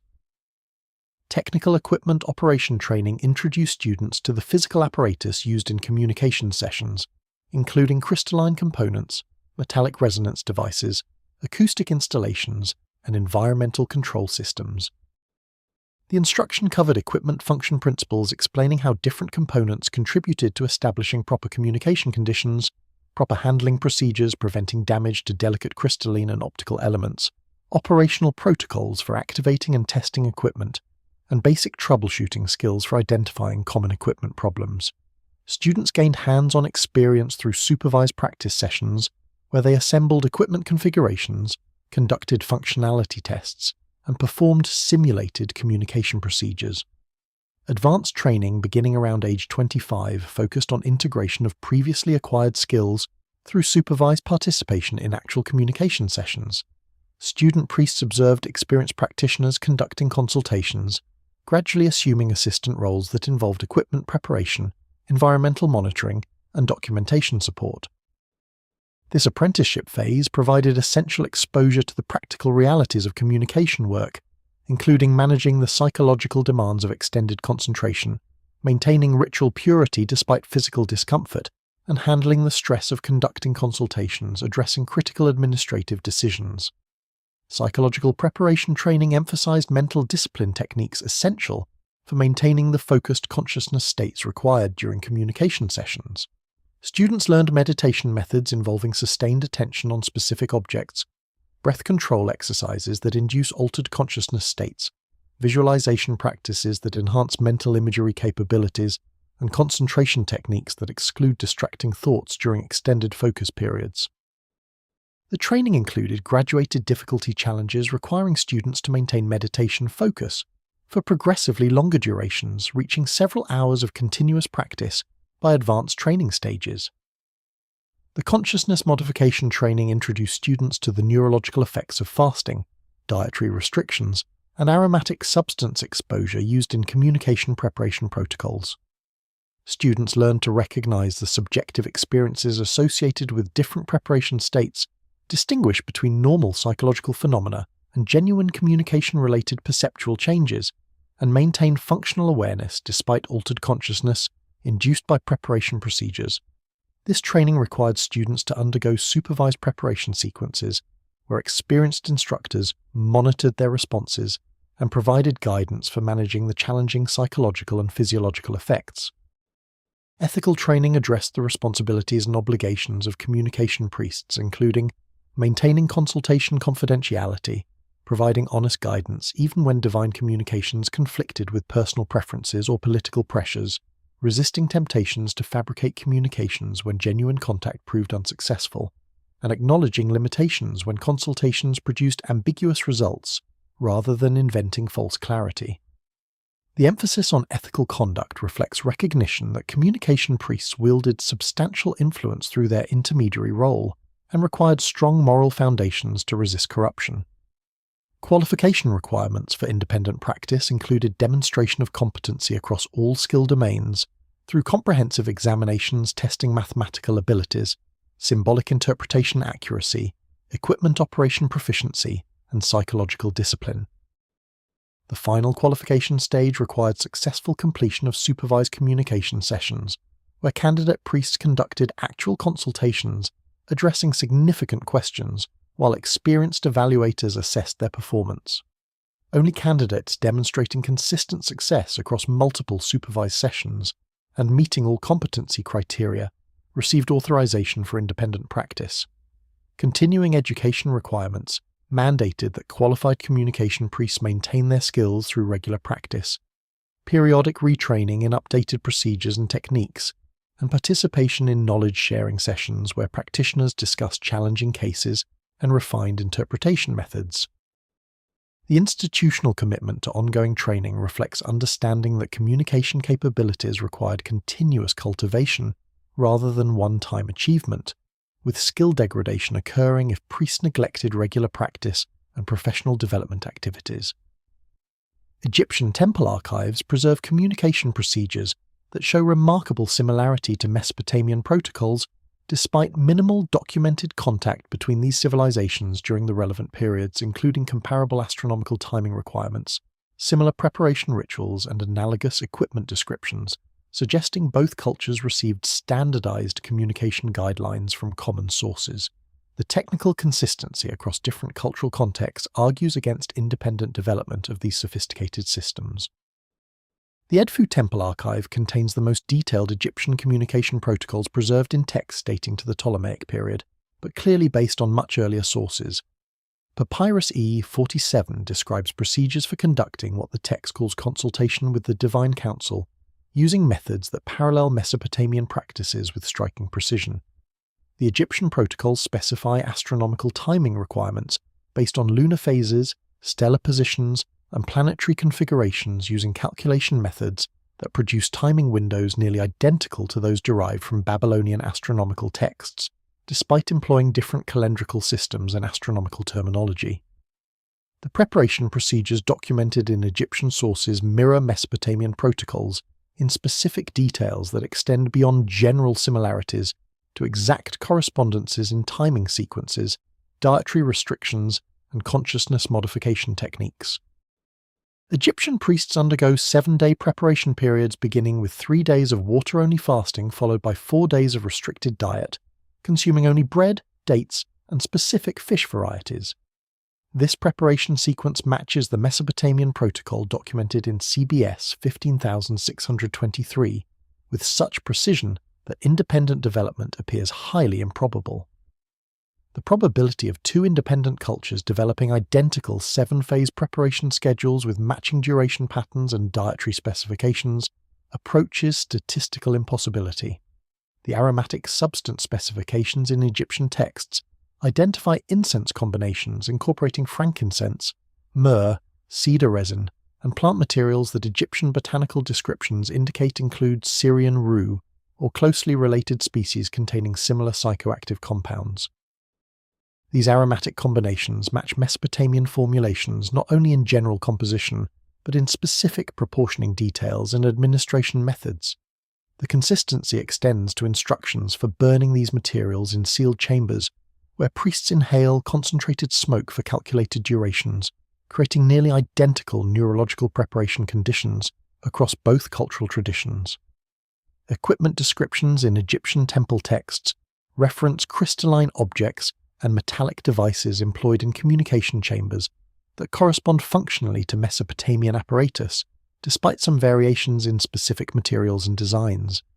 Egyptian texts describe the use of what translates as speaking stones of clarity, positioned at calculated locations within chambers to focus divine communications, matching the Mesopotamian crystalline lens systems in both function and geometric arrangement principles.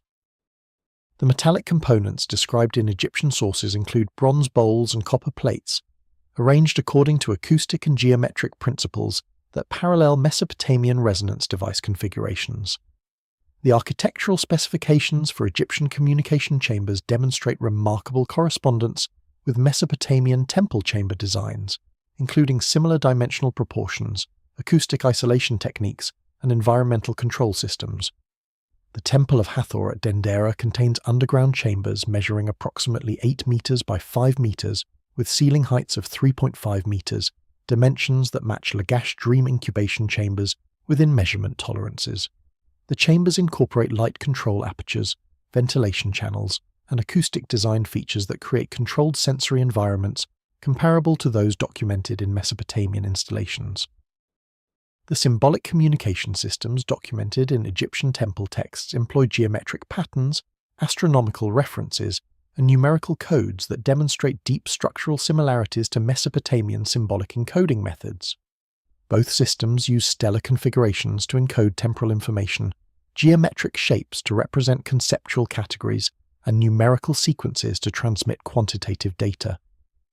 The mathematical relationships governing these symbolic systems show correspondences that extend to specific encoding algorithms and decoding procedures indicating shared underlying principles rather than superficial similarities. Cross-cultural comparison extends beyond Egypt and Mesopotamia to include evidence from Hittite, Persian, and even Indian temple traditions showing similar communication protocols. Hittite temple texts describe consultation procedures employing astronomical timing, preparation rituals, and equipment arrangements that align with both Mesopotamian and Egyptian practices. The geographical distribution of these consistent protocols spanning from the Indus Valley to the Mediterranean coast suggests either extensive cultural transmission networks or provision of standardized guidelines from common sources to multiple independent civilizations. The timing of protocol appearances in different cultures provides insights into transmission patterns. The earliest documented communication protocols appear in Sumerian sources from the 3rd millennium BC, followed by Egyptian protocols appearing in the early 2nd millennium BC and Hittite procedures documented from the mid-2nd millennium BC. This chronological sequence suggests potential transmission from Mesopotamian origins outward to other cultures, though the rapid adoption of sophisticated protocols by recipient cultures indicates they received comprehensive technical documentation rather than gradually developing capabilities through cultural diffusion. Linguistic analysis of technical terminology reveals limited vocabulary, borrowing between cultures despite substantial procedural similarities. Egyptian communication texts employ native Egyptian terminology for describing equipment, procedures, and phenomena rather than incorporating Mesopotamian loanwords. This linguistic independence combined with procedural convergence suggests that different cultures receive communication guidelines in forms appropriate to their linguistic and cultural contexts rather than mechanically copying foreign texts. The adaptation of standardized protocols to local cultural frameworks while maintaining technical consistency indicates sophisticated knowledge transmission that preserved essential functional details while allowing cultural customization. The institutional structures supporting communication programs show similar organizational patterns across different cultures, including hereditary priesthoods, specialized training institutions, astronomical observation networks, and formal integration with governmental administration. This organizational convergence, independent of specific political systems or religious frameworks, suggests that successful communication program implementation required particular institutional arrangements that multiple cultures discovered or were instructed to establish. The consistency of these organizational patterns across diverse cultural contexts provides additional evidence for guidance regarding optimal implementation structures rather than independent institutional evolution. Cuneiform texts describe complex symbolic encoding systems used to transmit divine communications through priestly intermediaries, with specific geometric patterns, numerical sequences, and astronomical references serving as information carriers that required specialized training to decode correctly. Analysis of these symbolic systems reveals mathematical relationships and astronomical correspondences that demonstrate sophisticated information encoding techniques comparable to modern cryptographic methods. The most comprehensive documentation of symbolic communication systems appears in tablet CBS 21467, which describes the geometric symbol vocabulary employed in divine communications. The text catalogues 37 basic geometric forms including circles, triangles, squares, hexagons, spirals, and more complex compound shapes combining multiple geometric elements. Each geometric form carries primary meaning associations with additional semantic layers determined by size, orientation, position relative to other symbols, and color when applicable in visual manifestations.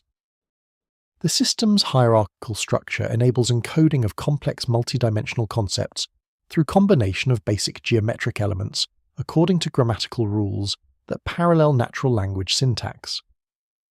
The numerical encoding system employs both direct numerical representation and symbolic numerical associations to transmit quantitative information and encode abstract concepts linked to specific number values. Tablet Voet 24893 describes how single digits 1 through 9 each carry symbolic associations beyond their quantitative values, with 1 representing unity and initiation, 2 representing duality and balance, 3 representing completion and stability, and so forth through 9 representing culmination and transformation. Multi-digit numbers combine these symbolic values according to computational rules that generate composite meanings, incorporating both the total numerical value and the symbolic significance of component digits. The astronomical symbol system encodes temporal, directional, and qualitative information using stellar, planetary, and lunar references that require detailed astronomical knowledge for accurate interpretation. Specific stellar configurations indicate timing information by referencing the celestial positions observable during particular historical periods or seasons. Planetary positions encode directional information with each visible planet associated with specific cardinal and intercardinal directions based on its position relative to reference constellations. Lunar phase symbols convey cyclical temporal information and qualitative associations with waxing phases indicating growth and development, while waning phases suggest decline or completion. The integration of geometric, numerical, and astronomical symbol systems creates a multi-dimensional encoding framework capable of transmitting complex layered information through combinations of symbol types. A complete symbolic communication might consist of a geometric pattern establishing conceptual framework, numerical sequences providing quantitative specifications, and astronomical references indicating temporal context and qualitative characteristics. The interpreter must synthesize information from all symbol categories while considering positional relationships and sequential ordering to extract the full meaning encoded in the communication. Training texts describe systematic decoding procedures that communication priests must follow when interpreting symbolic communications. The procedure begins with identification and cataloging of all symbols present in the communication organized by symbol type and noting positional relationships. The next phase involves determining primary meanings for individual symbols based on standard symbol vocabulary references while noting contextual factors that might modify standard interpretations. Integration analysis examines relationships between symbols, identifying grammatical structures that govern how individual symbol meanings combine to form complex concepts. The final synthesis phase constructs coherent interpretation of the complete communication, considering all identified symbols and their relationships. The mathematical sophistication of the symbolic encoding system appears in the use of positional notation and recursive structures that enable compact encoding of complex information hierarchies. Symbols can function as operators modifying the meaning of adjacent symbols, with operator effects determined by geometric relationships including relative position, orientation alignment, and scale ratios. This operational structure parallels mathematical notation systems where operators like multiplication or exponentiation modify the values of operands according to standardized rules. The application of these mathematical structural principles to symbolic communication enables encoding of information densities approaching those achievable with written language while maintaining semantic precision. Error detection and correction. Capabilities built into the symbolic communication system protect against misinterpretation caused by incomplete symbol reception or perception errors during communication sessions. The encoding includes redundancy elements, where critical information appears in multiple symbol forms, allowing interpreters to verify consistency across different encoding modalities. Checksum equivalents employ numerical symbols whose values must satisfy specific mathematical relationships with other numerical elements in the communication, enabling detection of errors through calculation verification. These error control mechanisms demonstrate sophisticated information theory principles, anticipating modern approaches to reliable communication across noisy channels. The astronomical precision required for accurate temporal decoding of stellar configuration symbols necessitates detailed ephemeris data and sophisticated astronomical calculation capabilities. Interpreters must determine which historical or future time period specific stellar configurations reference by computing when the described celestial arrangement actually occurred or will occur. This temporal decoding requires extensive astronomical tables documenting stellar positions across multiple centuries, combined with computational methods for determining configuration matches. The astronomical precision achieved in symbolic temporal encoding reaches accuracy of several days across time spans of centuries, indicating extraordinary astronomical knowledge. Underlying the encoding system. Cultural variations in symbolic communication systems show both universal core elements and local adaptations reflecting different astronomical observation perspectives and cultural symbol associations. Mesopotamian and Egyptian symbolic systems share identical astronomical reference frameworks and numerical encoding principles, while employing partially distinct geometric symbol vocabularies reflecting different cultural aesthetic traditions. This pattern of universal technical elements with localized symbolic representations suggests a core encoding framework was standardized across cultures, while allowing flexibility in specific symbol choices provided they mapped consistently to the underlying semantic categories.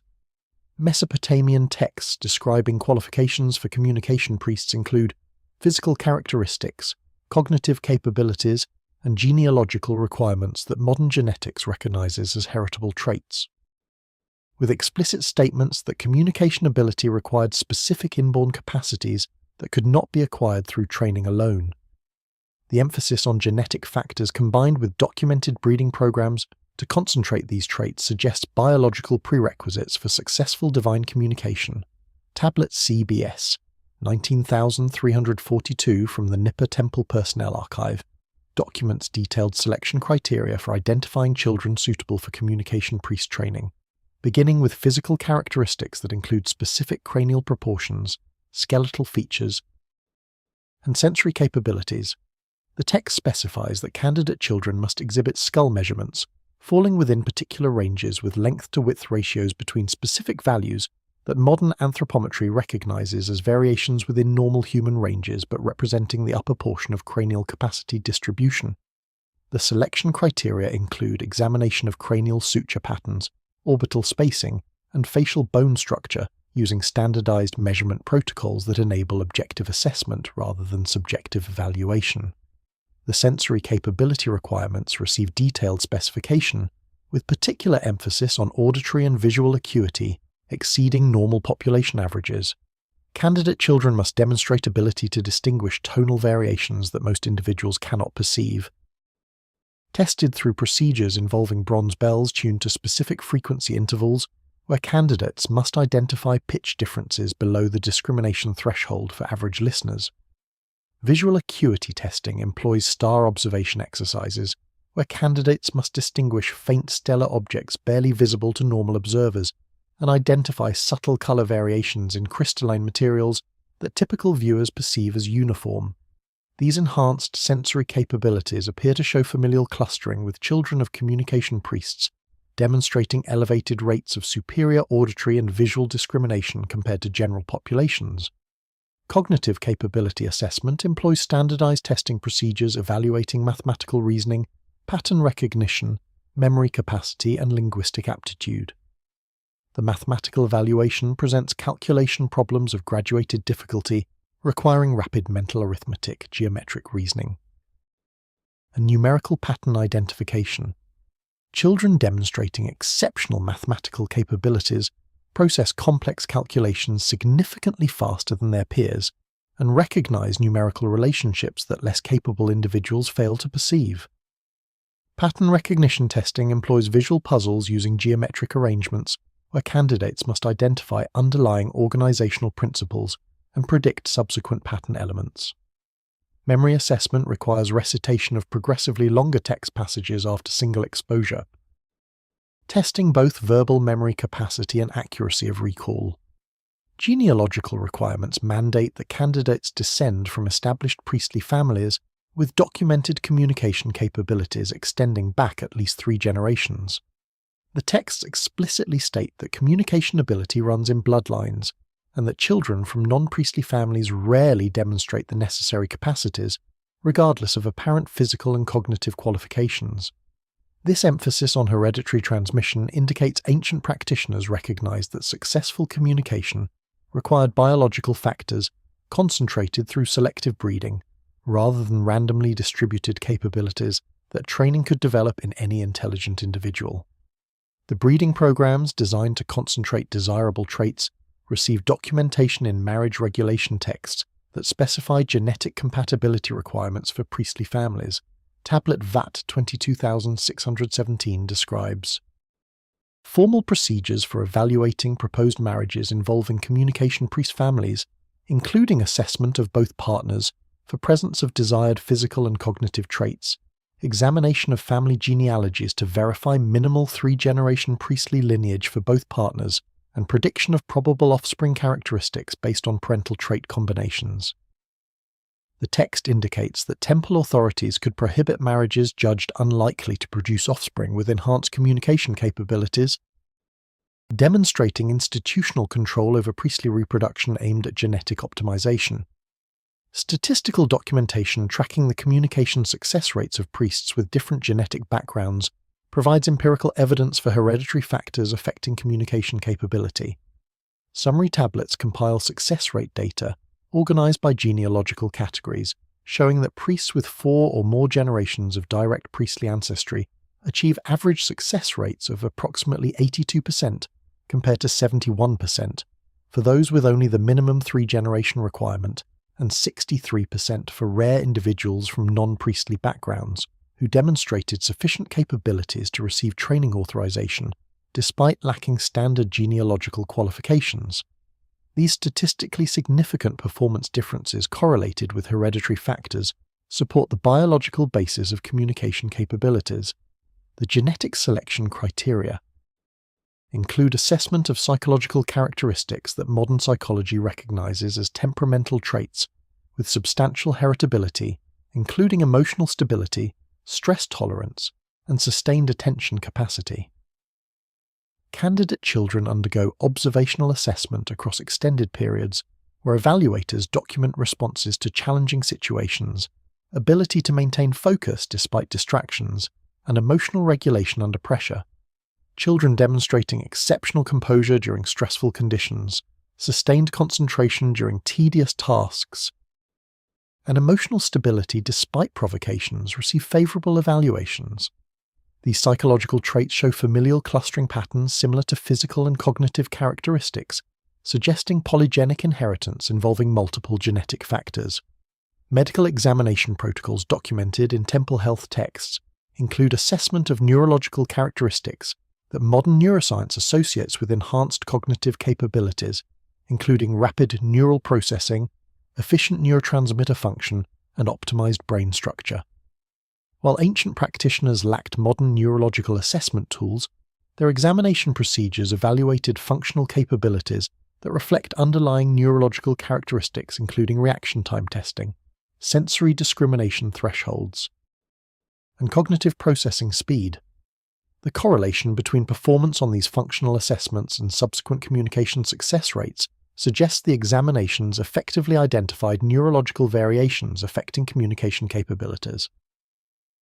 The explicit acknowledgement in selection texts that many intelligent, well-trained individuals from appropriate genetic backgrounds still fail to develop reliable communication capabilities indicates ancient practitioners recognized that successful communication required specific biological configurations that remained incompletely understood despite their selective breeding efforts. This honest assessment of biological variability and acknowledgement of incomplete knowledge demonstrates scientific sophistication in recognizing the limits of current understanding while continuing empirical investigation of factors affecting communication success. Archaeological evidence from multiple temple sites reveals sophisticated environmental control systems, including ventilation networks, humidity regulation through underground water channels, temperature stabilization using thermal mass principles, and air filtration through mineral beds, creating controlled atmospheric conditions that textual sources indicate were necessary for reliable communication. The engineering sophistication required for these environmental controls exceeded that demonstrated in other ancient Mesopotamian construction projects. The ventilation systems discovered in temple communication chambers demonstrate remarkable engineering sophistication, incorporating passive air circulation driven by natural convection combined with active control elements that regulate airflow rates and direction. The primary ventilation network at Nippur consists of carved rock channels extending from the communication chamber to surface openings positioned to capture prevailing winds and create pressure differentials driving air circulation. The channel dimensions vary systematically, with larger cross-sections near surface openings transitioning to smaller dimensions approaching the chamber, creating flow velocity profiles that optimize air circulation efficiency. The channel walls show evidence of careful finishing to smooth surfaces, minimizing flow resistance and preventing turbulent air movement that would generate noise interfering with acoustic communication conditions. The ventilation network incorporates multiple inlet and outlet points positioned to create specific circulation patterns within the chamber. Air enters through floor-level openings at chamber perimeters and exits through ceiling-level vents, creating gentle upward air movement that maintains fresh air supply without generating disruptive drafts. The inlet positions align with prevailing wind directions that vary seasonally, with different inlet openings activated during different times of year by adjusting stone closure blocks that regulate which channels contribute to circulation. This seasonal adaptation optimizes ventilation effectiveness across varying external atmospheric conditions. Air filtration systems integrated into ventilation channels remove particulates and environmental contaminants that could affect equipment performance or communication reliability. The filtration employs packed beds of crushed limestone, sand, and charcoal layers that particulate matter must pass through before reaching the communication chamber. Analysis of residual materials in these filter beds reveals they effectively capture dust, pollen, and other airborne particles that would otherwise accumulate on crystalline optical components, degrading their performance. The filter beds required periodic replacement documented in maintenance schedules, specifying cleaning intervals and replacement procedures for exhausted filter materials. Humidity regulation systems employ underground water channels that stabilize atmospheric moisture levels within communication chambers, preventing both excessive dryness that could affect human comfort and respiratory function, and excessive humidity that could damage equipment or promote corrosion. The water channels consist of carved rock conduits connecting the chambers to underground water sources with channel dimensions calculated to maintain specific water flow rates. Evaporation from water surfaces exposed within the chamber provides controlled humidity input, while drainage systems prevent water accumulation. The resulting humidity levels measured in modern chamber investigations fall within ranges optimal for human respiratory comfort and consistent with preservation requirements for sensitive equipment materials. Temperature stabilization employs the massive thermal mass of the surrounding bedrock and deep underground placement to isolate chambers from surface temperature variations. Communication chambers carved into bedrock at depths exceeding 10 meters experience minimal temperature fluctuation throughout seasonal cycles, with modern measurements showing annual temperature variation less than 3 degrees Celsius compared to surface variations exceeding 30 degrees. The stable temperatures eliminate thermal stress on equipment components and maintain consistent atmospheric conditions that affect acoustic properties and human physiological function. The thermal stability enables reliable equipment calibration and reproducible communication conditions impossible in temperature-variable environments. Advanced temperature control techniques appear in some chamber installations, including circulation of thermally conditioned air drawn from greater depths where bedrock temperatures approach constant annual averages. The Uruk temple complex includes ventilation channels extending to depths of 25 meters, where they connect to horizontal passages carved along isothermal zones. Air drawn from these deep sources enters the communication chamber at stable temperatures regardless of surface conditions, providing active temperature regulation beyond passive thermal mass stabilization.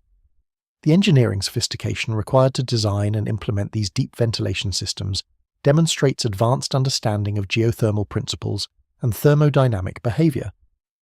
Atmospheric composition control beyond simple ventilation appears in systems designed to introduce or remove specific gaseous components affecting communication conditions. Some chambers include provisions for introducing aromatic smoke through dedicated channels that deliver combustion products from surface-level burning platforms while exhausting smoke through separate channels, preventing contamination of fresh air supply. The separation of aromatic introduction and general ventilation enables precise control of aromatic compound concentrations, independent of overall air circulation rates. This sophisticated atmospheric management capability indicates understanding that optimal communication conditions required careful balance of multiple atmospheric parameters. The lighting control systems integrated with environmental controls demonstrate coordination between multiple environmental factors affecting communication conditions. Light admission apertures align with ventilation openings in some installations, enabling simultaneous control of illumination and air circulation through coordinated adjustment of closure mechanisms. The integration of environmental control systems into unified management frameworks indicates ancient engineers understood the interconnected nature of atmospheric parameters and designed holistic solutions optimizing multiple factors simultaneously, rather than addressing each environmental variable independently. Monitoring and measurement capabilities embedded in environmental control systems enabled assessment of atmospheric conditions and verification of proper system performance. Some chambers include carved reference marks on walls that correlate with observable phenomena, like water condensation patterns or smoke movement that indicate humidity levels and air circulation rates. These passive monitoring indicators allowed operators to assess environmental conditions and make control adjustments, maintaining optimal parameters. The implementation of monitoring capabilities demonstrates understanding that environmental control systems require feedback mechanisms enabling performance verification and adjustment.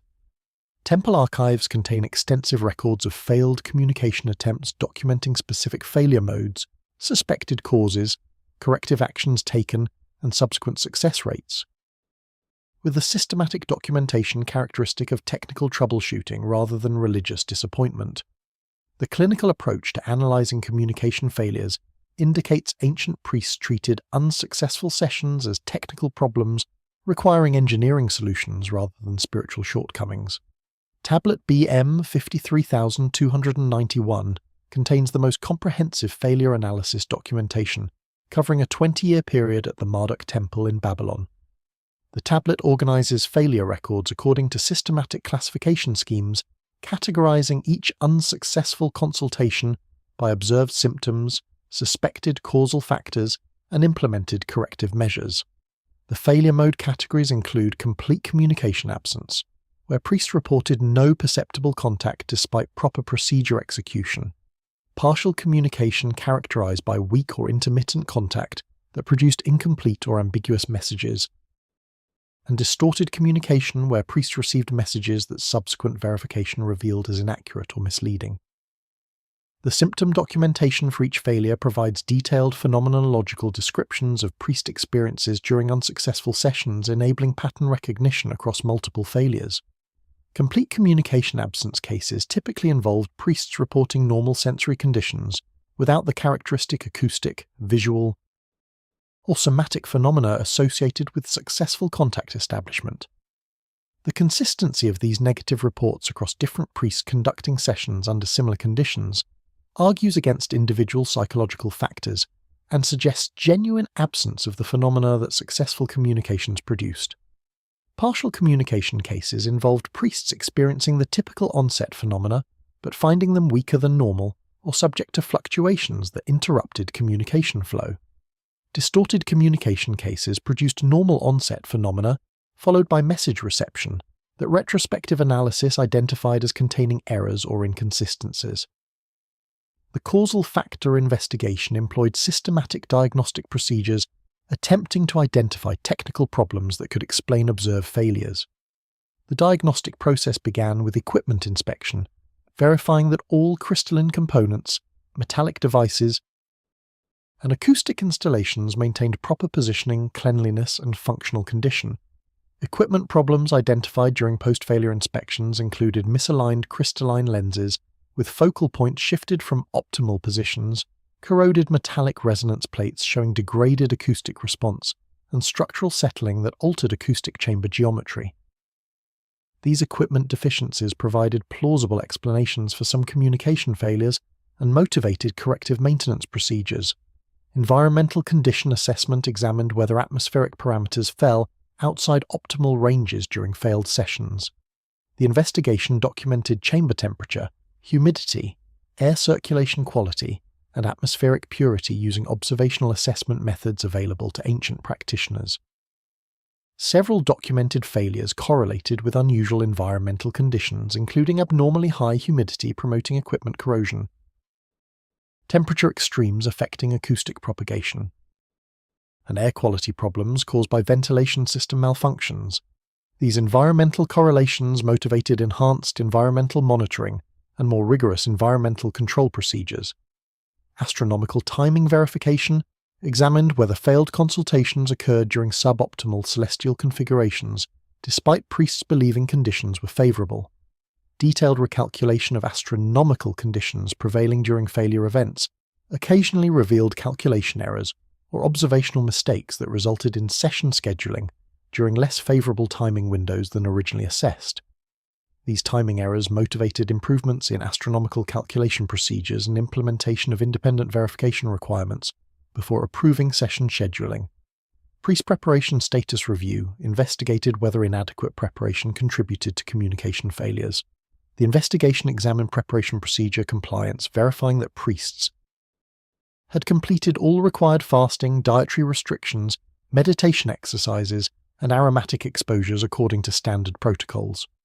Some failure cases revealed preparation shortcuts or deviations from established procedures that could explain unsuccessful outcomes. These findings reinforced the necessity of rigorous preparation compliance and motivated enhanced supervision of preparation procedures.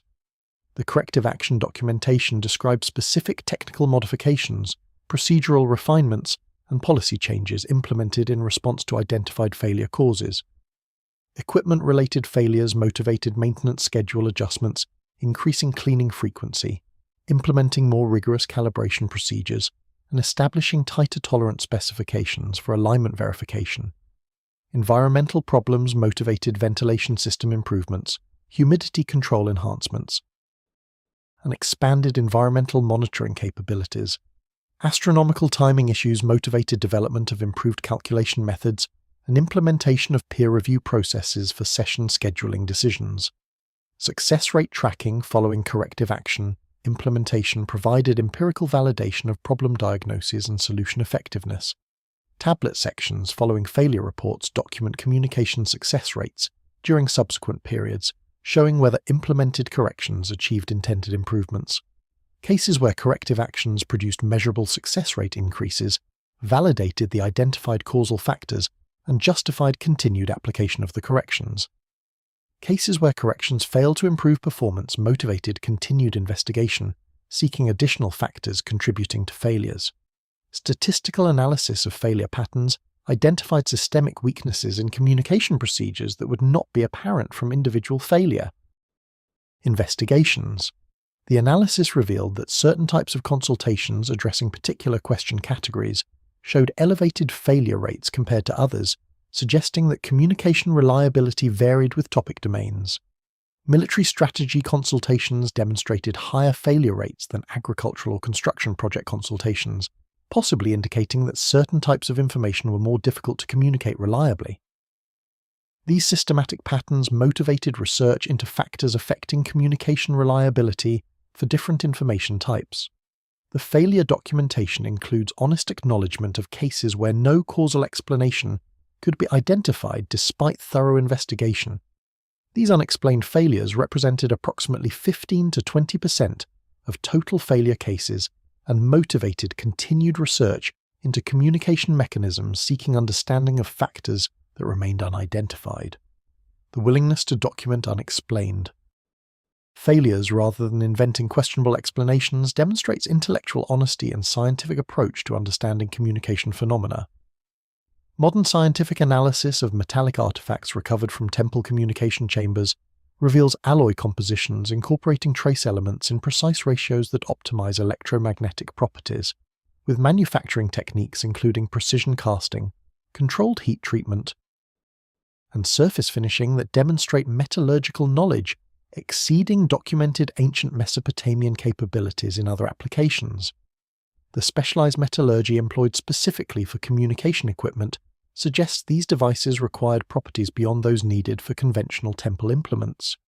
Comprehensive metallurgical analysis conducted by materials scientist Tamara Stech on bronze artifacts from the Nippur communication chamber reveals alloy compositions distinctly different from standard Mesopotamian bronze formulations. The communication equipment bronze contains approximately 87% copper, 9% tin, 2% silver, 1% antimony, and 1% combined additions of arsenic, nickel, and trace rare earth elements.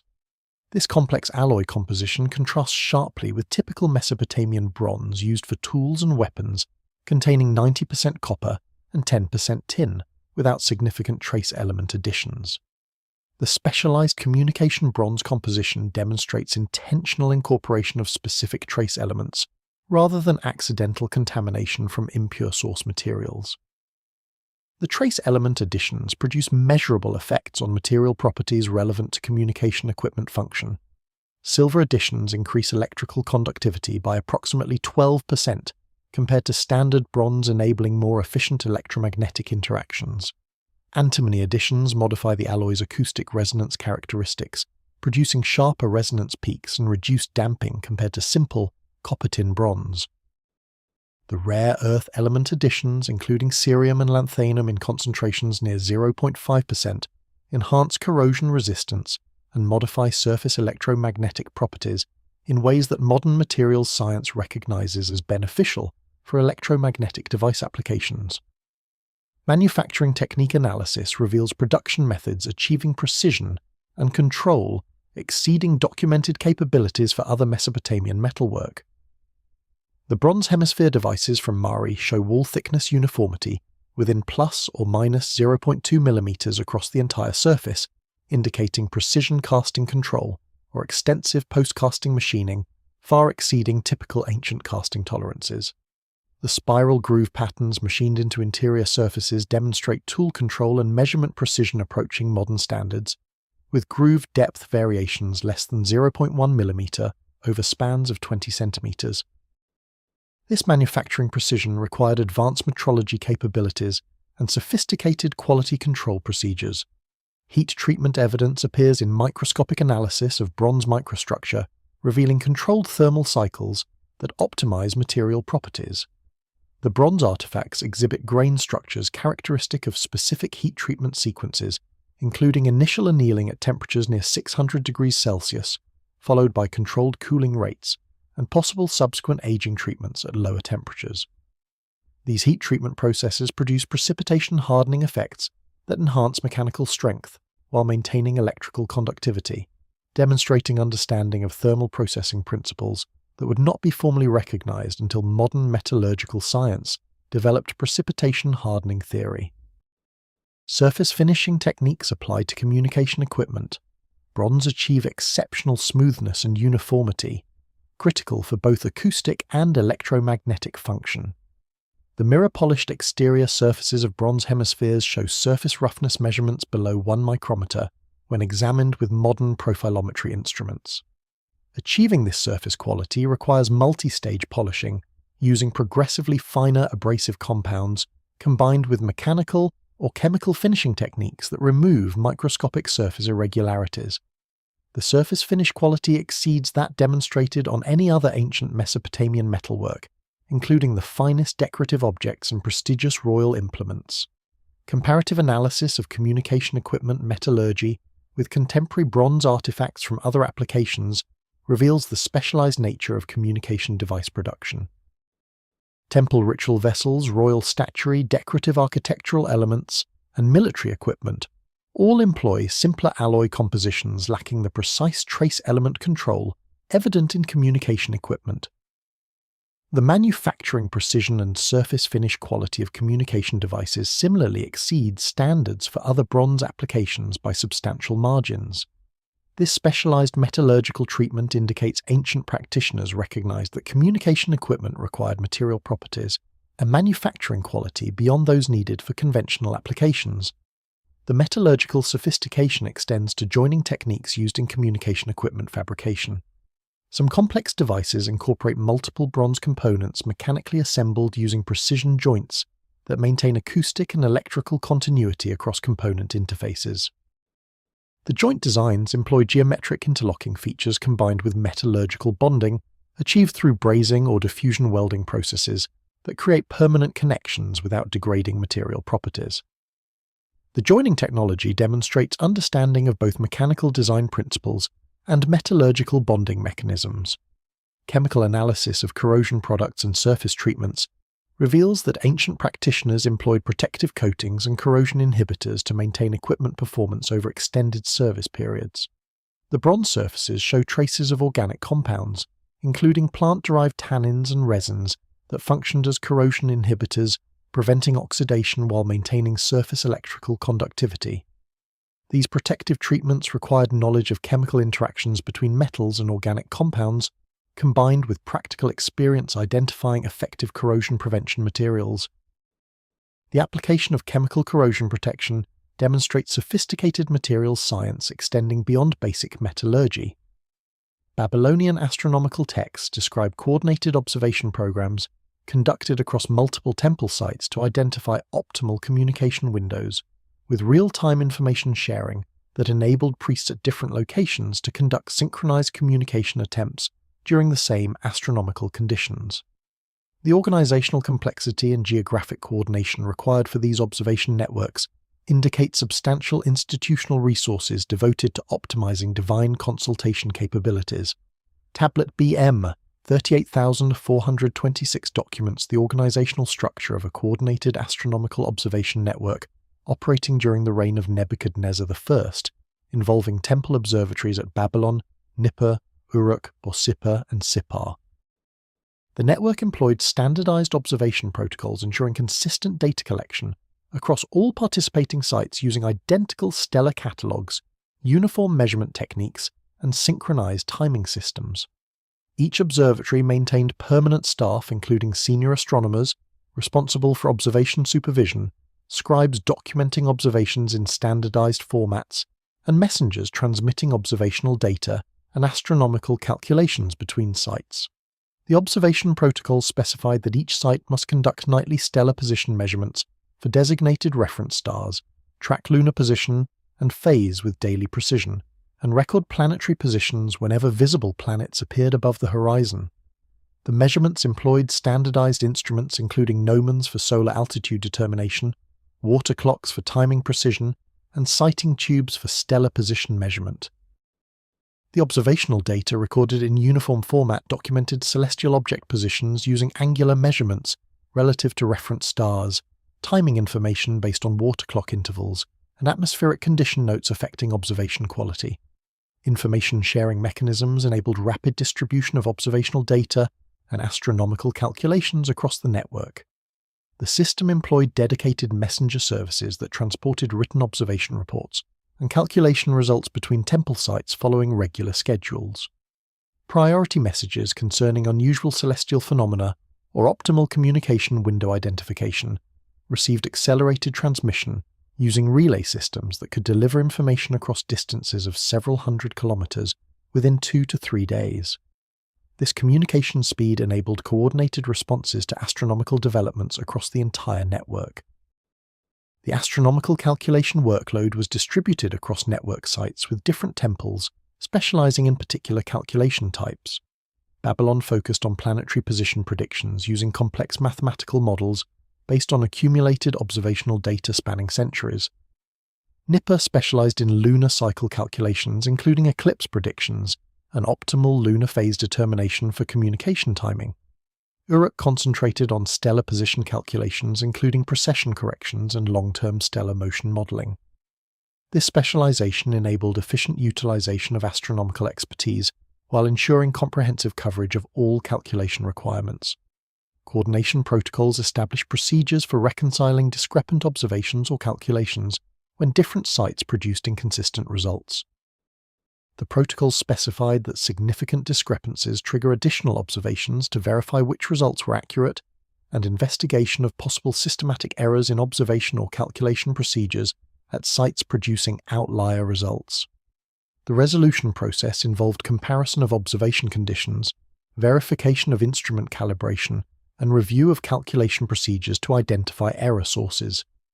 This quality control approach ensured network data reliability despite inevitable measurement uncertainties and occasional mistakes. The network maintained comprehensive astronomical databases, compiling centuries of observational data used for improving calculation accuracy and identifying long-term celestial patterns. The databases organized observations chronologically, with cross-indexing enabling retrieval of historical data for specific celestial objects or time periods.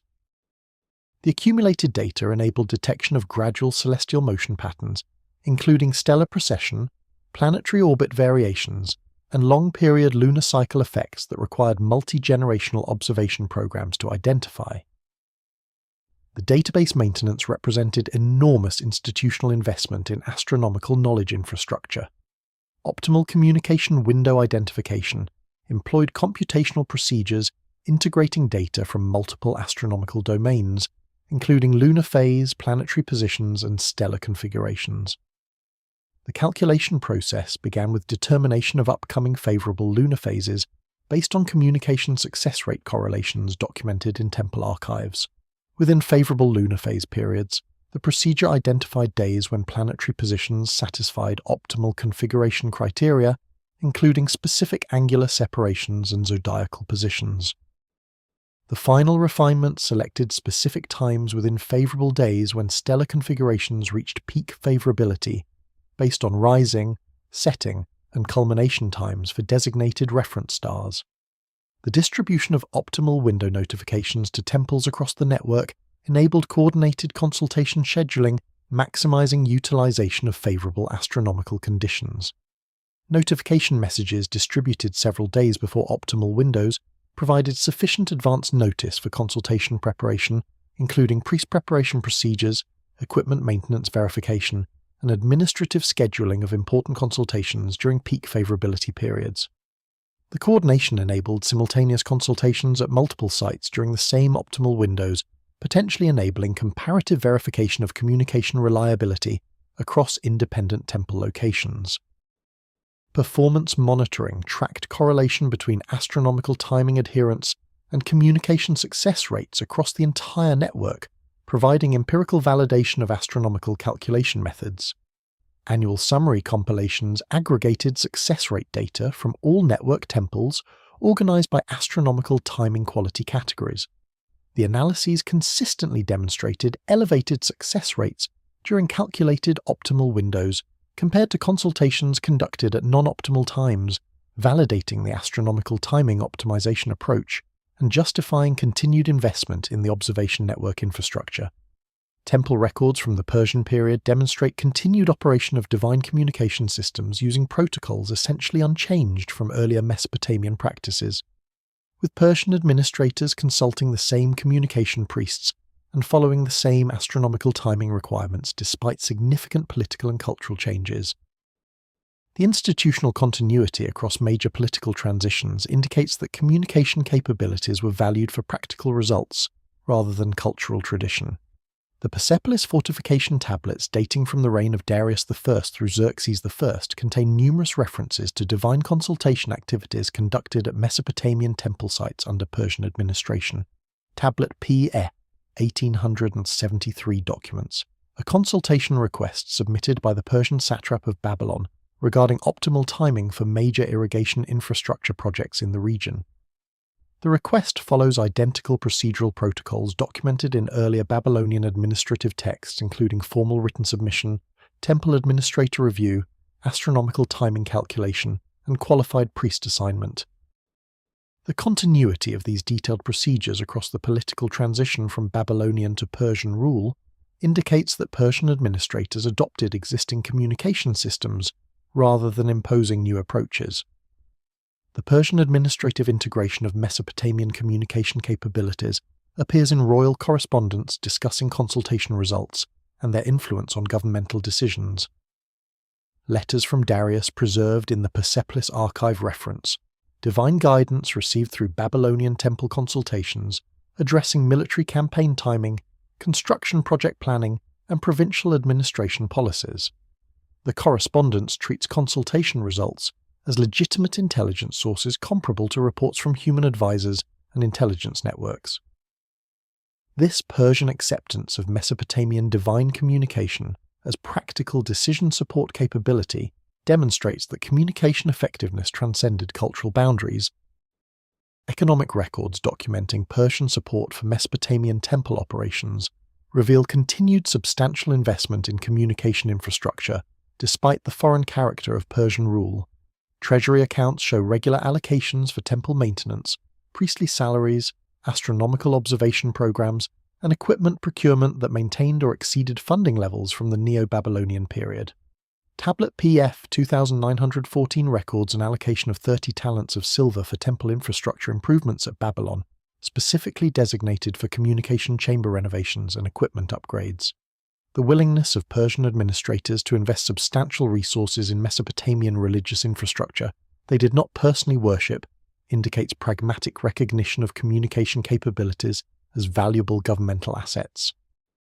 Personnel continuity appears in temple records showing that hereditary Mesopotamian priestly families continued operating communication systems under Persian administration without significant interference or personnel replacements.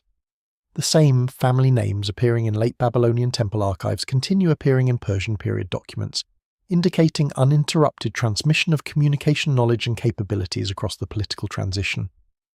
Persian authorities apparently recognized that communication effectiveness depended on specialized expertise concentrated in specific bloodlines and avoided disrupting these hereditary systems despite their foreign cultural character. The astronomical timing protocols employed during the Persian period maintained the sophisticated calculation methods developed during earlier Babylonian periods without simplification or modification. Persian period astronomical texts from Babylon and Uruk demonstrate identical calculation techniques, reference the same stellar catalogues, and employ the same mathematical procedures as texts from the Neo-Babylonian era. Tablet BM 41328 from the Persian period contains lunar cycle calculations using methods identical to those documented 2 centuries earlier, indicating complete preservation of astronomical knowledge across political transitions. Cultural adaptation appears in Persian consultation records through translation of questions and responses between Persian and Babylonian languages while maintaining technical terminology and procedural specifications in original Mesopotamian forms. The consultation documentation includes parallel text versions in Akkadian and Old Persian, with technical terms for equipment, astronomical phenomena, and procedural steps preserved in Akkadian even within Persian language texts. This linguistic pattern indicates Persian administrators recognized that precise technical communication required preservation of specialized Mesopotamian terminology, despite general translation of contextual content. Comparative success rate data from Persian period consultations shows performance levels comparable to earlier Babylonian periods, suggesting that communication effectiveness remained stable despite political changes. Statistical summaries from temple archives indicate Persian period consultation success rates of approximately 76% matching late Babylonian performance levels within measurement uncertainty. The stable performance across political transitions argues against interpretation of communication as culturally specific religious phenomenon and supports understanding of communication as technical capability independent of particular political or cultural contexts. The geographic expansion of consultation networks during the Persian period extended Mesopotamian communication protocols to newly incorporated regions including Egypt, Anatolia, and parts of Central Asia. Persian administrative records document establishment of communication facilities at major administrative centers throughout the empire following Mesopotamian architectural and procedural models. The standardization of communication infrastructure across the vast Persian Empire demonstrates systematic knowledge transfer and indicates Persian authorities considered communication capabilities sufficiently valuable to justify substantial investment in replicating Mesopotamian systems throughout their territories. Administrative records documenting temple construction budgets reveal that communication chambers and their associated equipment represented major capital investments comparable to the most significant temple building projects, with ongoing operational costs including specialized personnel, rare materials for equipment maintenance, and resources for continuous astronomical monitoring. The scale of economic commitment to communication infrastructure indicates ancient administrators expected practical returns justifying these substantial investments. Construction cost documentation for the communication chamber complex at Uruk provides detailed breakdown of capital expenditures, revealing the enormous economic scale of these installations. Tablet W 23,491 records total construction costs of approximately 120 talents of silver for the chamber excavation, architectural finishing, equipment installation, and initial outfitting. This expenditure represents roughly equivalent investment to the construction of major temple buildings or royal palace wings, indicating communication facilities ranked among the most expensive construction projects undertaken by Mesopotamian institutions. The itemized cost breakdown reveals that specialized equipment procurement constituted the largest single expense category, accounting for approximately 40% of total construction costs. The crystalline optical components sourced from distant locations and requiring precision shaping represented particularly expensive items, with individual quartz lenses costing between 2 and 5 talents of silver depending on size and quality. The metallic resonance devices fabricated from specialized bronze alloys with precision manufacturing requirements cost between 1 and 3 talents per unit. The astronomical instruments, environmental control systems, and acoustic installations contributed additional major expense categories, demonstrating that communication chamber functionality depended on sophisticated technological infrastructure requiring substantial capital investment. Labor costs for construction and installation represented approximately 30% of total project expenses, reflecting the specialized skills required for communication chamber construction. The carving of underground chambers in bedrock required experienced stoneworkers capable of achieving precise dimensions and surface finishes far exceeding normal construction standards. The installation of ventilation systems, water channels, and environmental control infrastructure demanded engineering expertise and careful execution, maintaining tight tolerance specifications. The equipment installation and calibration employed specialized technicians trained in optical alignment, acoustic tuning, and system integration procedures. The premium wages paid for these specialized skills substantially increased construction costs compared to conventional building projects.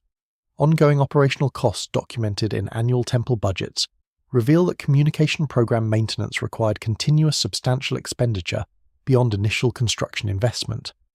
Personnel costs constituted the largest operational expense category, with communication priest salaries, astronomical observer wages, equipment maintenance, technician compensation, and administrative support staff costs totaling approximately 20 to 30 talents of silver annually at major temple centers. The specialized nature of communication work commanded premium compensation, with senior communication priests earning approximately 3 times the salary of ordinary temple priests, reflecting the scarcity and value of their expertise. Equipment maintenance and replacement costs represented another major ongoing expense, with annual allocations of 5 to 8 talents at major centers for cleaning compounds, replacement components, crystalline element refurbishment, and metallic device restoration.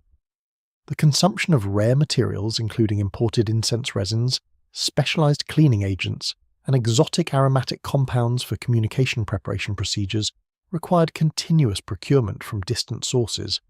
Administrative records document trade expeditions specifically organized to acquire communication program materials from regions hundreds or thousands of kilometers distant, demonstrating the geographic scope of supply chains supporting communication operations. Astronomical observation program costs included maintenance of permanent observatory facilities, acquisition and upkeep of astronomical instruments, compensation for observation staff, and production of astronomical tables and calculation aids. The continuous operation of observation networks monitoring celestial conditions for optimal communication, window identification required year-round staffing and systematic data collection. Annual costs for astronomical support infrastructure range from 3 to 6 talents at major centers, demonstrating the substantial investment in astronomical capabilities specifically dedicated to communication optimization. Energy costs for communication operations involved procurement of fuels for lighting, heating of aromatic compounds, and environmental conditioning combined with labor for fuel preparation and system operation. The consumption of lamp oils, charcoal for incense burning, and specialized fuels for particular procedures required continuous procurement and storage. While individual energy costs appeared modest compared to personnel and equipment expenses, the cumulative annual expenditure approached 1 to 2 talents at active centers, demonstrating the resource intensity of maintaining proper communication conditions. The economic analysis extends to opportunity costs, representing alternative uses of resources devoted to communication infrastructure. The capital invested in communication chamber construction could have funded other temple projects or governmental programs, while the ongoing operational costs consumed resources that might otherwise support additional priests, expand temple land holdings, or fund other institutional activities. The sustained commitment of substantial resources to communication programs, despite these opportunity costs, demonstrates institutional judgment that communication capabilities provided sufficient value to justify foregoing alternative resource applications. Benefit analysis attempted to quantify the economic value generated by communication capabilities through assessment of improved decision outcomes attributable to divine guidance. Administrative texts document cases where consultation guidance prevented costly mistakes, identified optimal timing for profitable activities, or provided strategic intelligence unavailable through conventional sources. Tablet CBS 22893 presents a retrospective analysis, estimating that divine guidance received over a 5-year period prevented approximately 40 talents of losses through avoided mistakes and generated approximately 60 talents of additional revenue through optimized timing and improved strategic decisions. These estimated benefits substantially exceeded program operational costs, providing economic justification for continued investment. The geographic variation in communication program investment reveals correlation between program scale and economic resources of supporting institutions. The largest temple centers at Babylon, Nippur, and Uruk maintained the most extensive communication facilities and highest operational budgets, reflecting their substantial economic foundations. Smaller provincial temples operated more modest programs with limited equipment, reduced personnel, and constrained capabilities. This scaling pattern demonstrates that communication program implementation required significant economic thresholds, with comprehensive capabilities accessible only to institutions commanding substantial resources. Textual descriptions of communication sessions indicate typical durations of several hours, with some extended consultations lasting multiple days, requiring specialized support staff, continuous environmental monitoring, and significant energy inputs for maintaining proper atmospheric and acoustic conditions. The resource intensity of these sessions, combined with their relatively infrequent occurrence, suggests they addressed questions of substantial importance rather than routine administrative matters. Detailed session logs preserved in temple archives provide precise timing information, documenting communication duration patterns. Tablet BM 56732 records individual session durations for consultations conducted at the Marduk Temple over a 3-year period. The data reveals that typical waking consultations required between 3 and 5 hours from initial preparation through final documentation, with median duration of approximately 4 hours.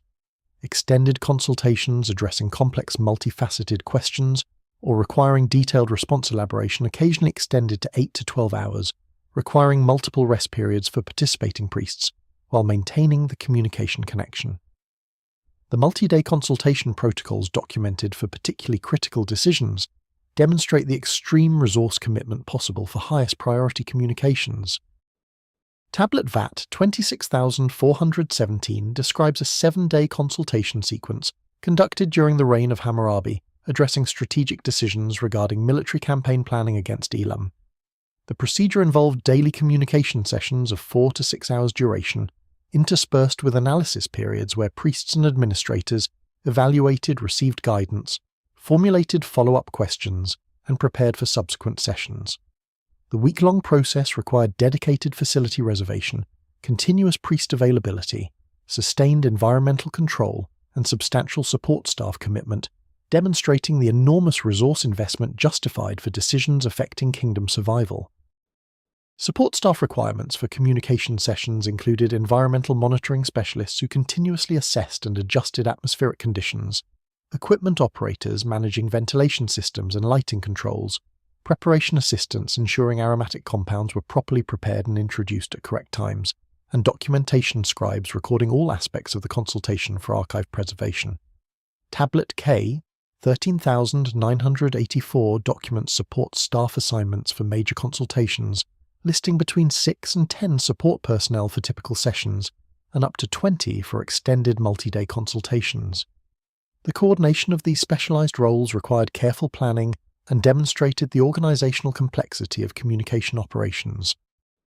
Environmental monitoring during active sessions employed continuous assessment of temperature, humidity, air quality, and acoustic conditions using observational methods available to ancient practitioners. Support staff monitored condensation patterns indicating humidity levels, smoke movement revealing air circulation quality, and acoustic test signals verifying chamber resonance characteristics. Deviations from optimal conditions triggered immediate corrective actions, including ventilation adjustments, humidity regulation modifications, or in severe cases session suspension until proper conditions could be restored. The real-time environmental management capability required sophisticated understanding of atmospheric dynamics and skilled operators capable of making rapid, effective adjustments. Energy consumption during communication sessions involved substantial fuel requirements for maintaining lighting, burning aromatic compounds, and conditioning atmospheric composition. Lamp oil consumption for multi-hour sessions reached several litres, requiring advanced procurement and storage. Aromatic compound burning consumed hundreds of grams of expensive imported resins per session. The cumulative fuel costs for active consultation programs conducting dozens of sessions annually represented significant ongoing expenditure, demonstrating the resource intensity of communication operations.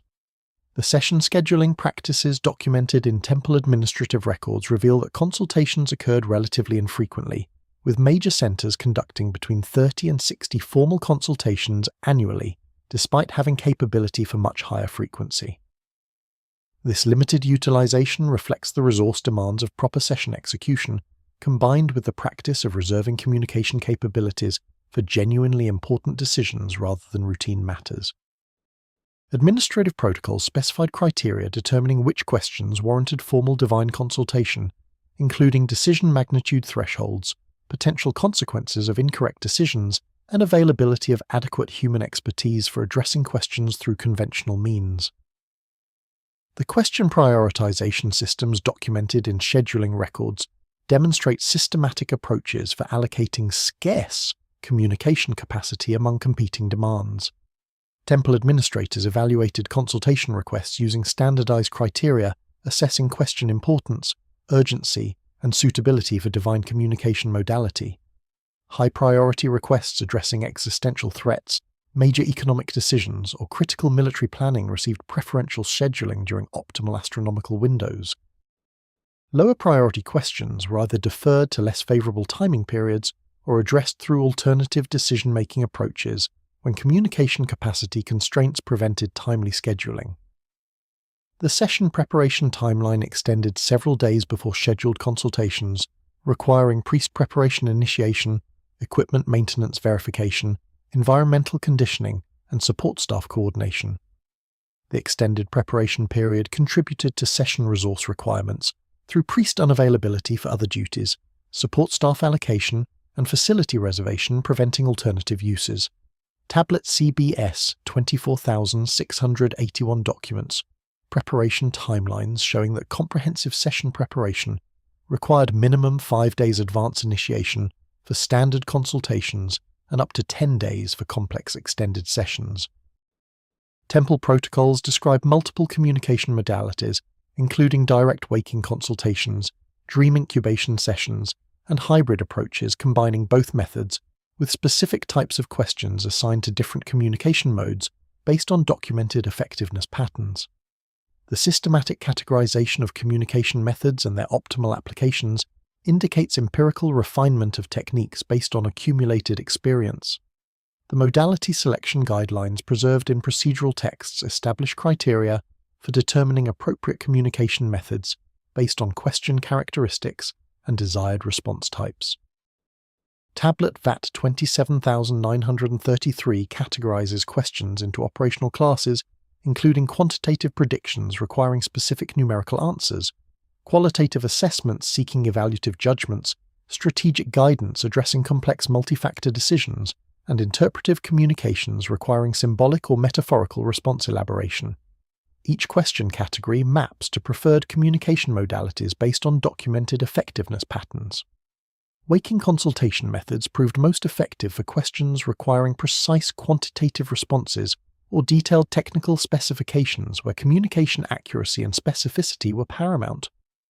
The direct interactive nature of waking sessions enabled iterative questioning where priests could request clarification, seek elaboration of ambiguous responses, and verify understanding through confirmatory questions. Consultation records show that waking sessions achieved highest accuracy rates for questions requiring specific dates, numerical quantities, technical procedures, or yes-no decisions where response precision could be objectively verified. Dream incubation sessions demonstrated superior performance for questions requiring creative solutions, novel perspectives, or complex symbolic information that benefited from the associative and integrative processing characteristic of dream consciousness. The dream state's access to unconscious mental processes and symbolic reasoning capabilities enabled communications that transcended limitations of waking logical thought. Questions addressing innovative technical solutions, artistic inspiration, or profound philosophical insights received preferential assignment to dream modality based on documented success patterns. Hybrid protocols combining waking and dream methods addressed complex multi-dimensional questions requiring both precise technical information and creative strategic insight. The hybrid approach typically began with waking consultation to establish question parameters and receive initial guidance followed by dream incubation to access deeper symbolic and intuitive information. Subsequent waking sessions integrated dream-derived insights with technical requirements, producing comprehensive responses addressing all question dimensions. The sequential application of complementary modalities enabled handling of question complexity, exceeding capabilities of single-method approaches. The effectiveness pattern documentation includes statistical compilations tracking success rates for different question types addressed through different modalities. Summary tablets organize consultation outcomes by question category, and communication method calculating success percentages based on retrospective verification of guidance accuracy. The data demonstrates statistically significant variations in modality effectiveness across question types, validating the modality selection protocols and justifying the maintenance of multiple communication approaches despite increased procedural complexity. Pre-specialization patterns emerged based on individual aptitudes for different communication modalities, with some priests demonstrating superior waking consultation capabilities, while others excelled at dream incubation. Administrative records document these individual performance variations and incorporate them into priest assignment decisions matching priest strengths with question modality requirements. The recognition of individual variation in modality effectiveness demonstrates sophisticated human resource management, optimizing communication program performance through strategic personnel deployment. The procedural integration of multiple modalities required coordination mechanisms ensuring smooth transitions between different communication approaches within hybrid protocols. Temple operating procedures specified handoff protocols governing information transfer when consultation shifted between waking and dream methods or between different priests specializing in particular modalities. The standardization of transition procedures prevented information loss and maintained consultation continuity across modality changes. Training program differentiation provided specialized instruction for priests focusing on particular communication modalities. While all communication priests received foundational training in both waking and dream methods, advanced training allowed concentration on preferred modalities, enabling development of specialized expertise. The curriculum differentiation recognized that mastery of each modality involved distinct skill sets, with waking consultation emphasizing rapid information processing and verbal facility, while dream work required enhanced symbolic interpretation and unconscious access capabilities. Excavation evidence reveals that temple communication chambers underwent multiple phases of architectural modification and equipment upgrades over centuries of use, with each modification phase corresponding to documented improvements in communication reliability recorded in administrative texts. The correlation between physical changes to communication facilities and documented performance improvements suggests that ancient engineers systematically refined their technical approach based on operational experience. Archaeological stratigraphic analysis at Nippur identified 5 distinct construction and modification phases in the Echo communication chamber complex, spanning approximately 600 years from initial construction during the Earthly period through final modifications during the late Kassite era. Each modification phase involved substantial architectural changes, equipment upgrades, and procedural refinements documented in both physical evidence and contemporaneous administrative records. The sequential improvements demonstrate systematic technical evolution, driven by accumulated operational experience and empirical performance assessment. The initial construction phase, dating to approximately 2100 BC, established the basic chamber configuration with primary ventilation systems, acoustic installations, and equipment mounting positions. Archaeological evidence from this phase includes the original chamber excavation with relatively simple geometric form, basic ventilation channels connecting to surface openings, and mounting brackets for crystalline and metallic equipment, showing early design standards. Contemporary administrative texts document initial performance levels, with consultation success rates of approximately 62%, indicating functional but suboptimal communication capabilities. The first major modification phase, occurring approximately 150 years after initial construction, involved acoustic system enhancements including addition of resonance chambers carved into chamber walls, installation of refined metallic resonance devices, and geometric modifications to ceiling structure optimizing acoustic focusing properties.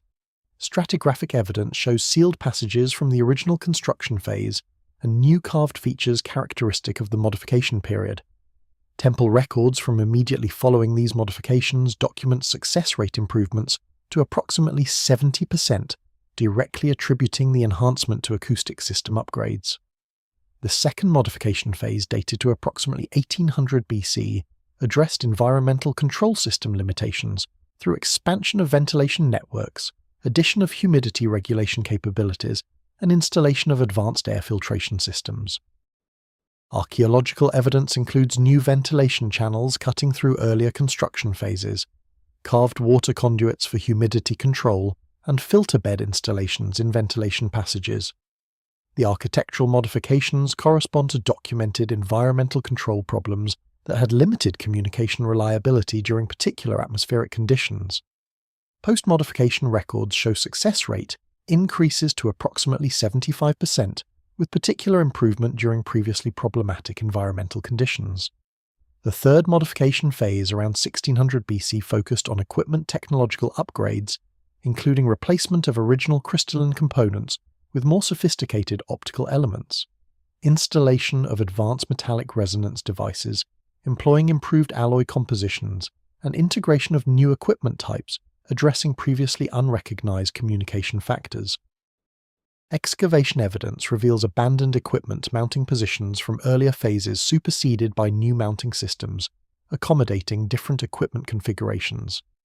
The equipment upgrades corresponded to metallurgical and optical manufacturing improvements, enabling production of components with superior performance characteristics. Administrative texts document success rate improvements to approximately 79% following equipment modernization. The fourth and final major modification phase during the late Kassite period involved comprehensive system integration improvements, coordinating previously independent subsystems into unified optimized configurations. The modifications included redesigned environmental control systems with improved coordination between ventilation, humidity regulation, and temperature stabilization, acoustic system refinements, enhancing integration with updated equipment, and procedural modifications exploiting new technical capabilities. Archaeological evidence shows extensive architectural modifications affecting all major chamber systems, indicating systematic rather than incremental improvements. Temple records document final success rate achievements, approaching 83%, representing substantial improvement over initial performance levels. The correlation analysis comparing modification timing with documented performance improvements reveals systematic relationships between technical changes and capability enhancements. Statistical analysis shows that each major modification phase produced measurable success rate increases occurring within 1 to 3 years following modification completion and persisting through subsequent operational periods until the next modification cycle. The consistent pattern of modification-driven performance improvement across multiple independent modification events provides strong evidence that architectural and equipment changes directly cause communication capability enhancements rather than coincidental correlation. The modification decision-making process documented in temple engineering records demonstrates systematic analysis of operational problems, technical investigation of potential solutions, experimental validation of proposed modifications, and careful implementation with performance monitoring. Engineering texts describe diagnostic procedures identifying specific technical limitations, constraining communication performance, research programs investigating possible remediation approaches, prototype testing validating improvement concepts before full-scale implementation, and staged deployment minimizing operational disruption during modification execution. The institutional learning processes evident in the sequential modification pattern reveal accumulation of engineering knowledge across multiple generations of temple technical staff. Each modification phase incorporated lessons learned from previous modifications and operational experience building progressively more sophisticated technical solutions. The evolutionary improvement trajectory demonstrates that ancient engineers approached communication system development as ongoing technical challenge requiring continuous refinement rather than one-time construction project achieving fixed capabilities.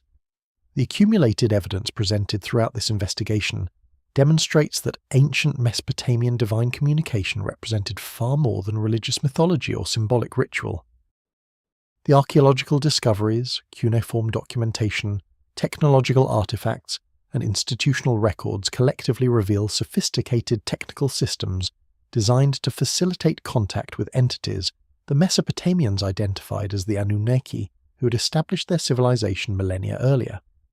The precision of astronomical timing protocols, the engineering sophistication of communication facilities, the specialized metallurgy of equipment components, and the systematic optimization of procedures through empirical refinement all indicate that ancient practitioners approached divine communication as practical technical capability, requiring the same rigorous methodology applied to other engineering challenges.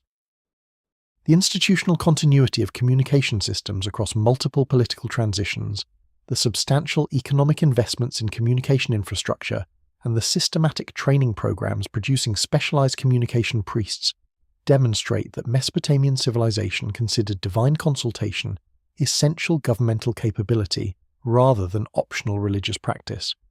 The documented correlation between consultation guidance and subsequent decision outcomes, the honest recording of both successes and failures, and the continuous technical improvements driven by performance analysis reveal empirical validation of communication effectiveness that transcended cultural belief to rest on reproducible results. The cross-cultural consistency of communication protocols spanning Mesopotamia, Egypt, and other ancient civilizations suggests these systems originated from common sources rather than independent development. The technical sophistication evident in equipment design, the mathematical precision of astronomical calculations, and the neurological understanding implicit in preparation procedures all exceeded the documented capabilities of ancient civilizations in other domains, indicating that communication technology incorporated knowledge preserved from earlier sources or provided through the divine contacts these systems enabled. The significance of this evidence extends beyond academic historical interest to fundamental questions about human origins, technological development, and the possibility that our ancestors maintained contact with intelligences possessing capabilities far exceeding ancient human achievements. The systematic documentation, the physical artifacts, and the institutional structures all point toward genuine technological systems rather than elaborate religious theatre. Whether these communications represented contact with extraterrestrial beings as the Anunnaki departure narratives suggest, interactions with advanced human civilizations predating known history, or access to information sources through mechanisms we do not yet understand, the evidence demands serious reconsideration of conventional assumptions about ancient capabilities and knowledge. For contemporary humanity facing global challenges that increasingly exceed our management capabilities, the ancient communication systems offer both warning and possibility. They warn that advanced knowledge can be lost when civilizations collapse and institutional continuity breaks, leaving only fragmentary evidence of former capabilities. They suggest the possibility that sources of guidance and knowledge may remain accessible to those who develop the technical sophistication and institutional commitment necessary to re-establish contact. The systematic approach, empirical methodology, and technical rigor evident in ancient communication systems provide models for contemporary investigation of phenomena that conventional science dismisses without adequate examination. Understanding how our ancestors achieved and maintained these capabilities may prove essential for navigating the critical decisions that will determine whether our civilization survives its current transition or joins the cycle of rise and fall that ancient texts suggest has characterized human history across far longer time spans than conventional chronology acknowledges.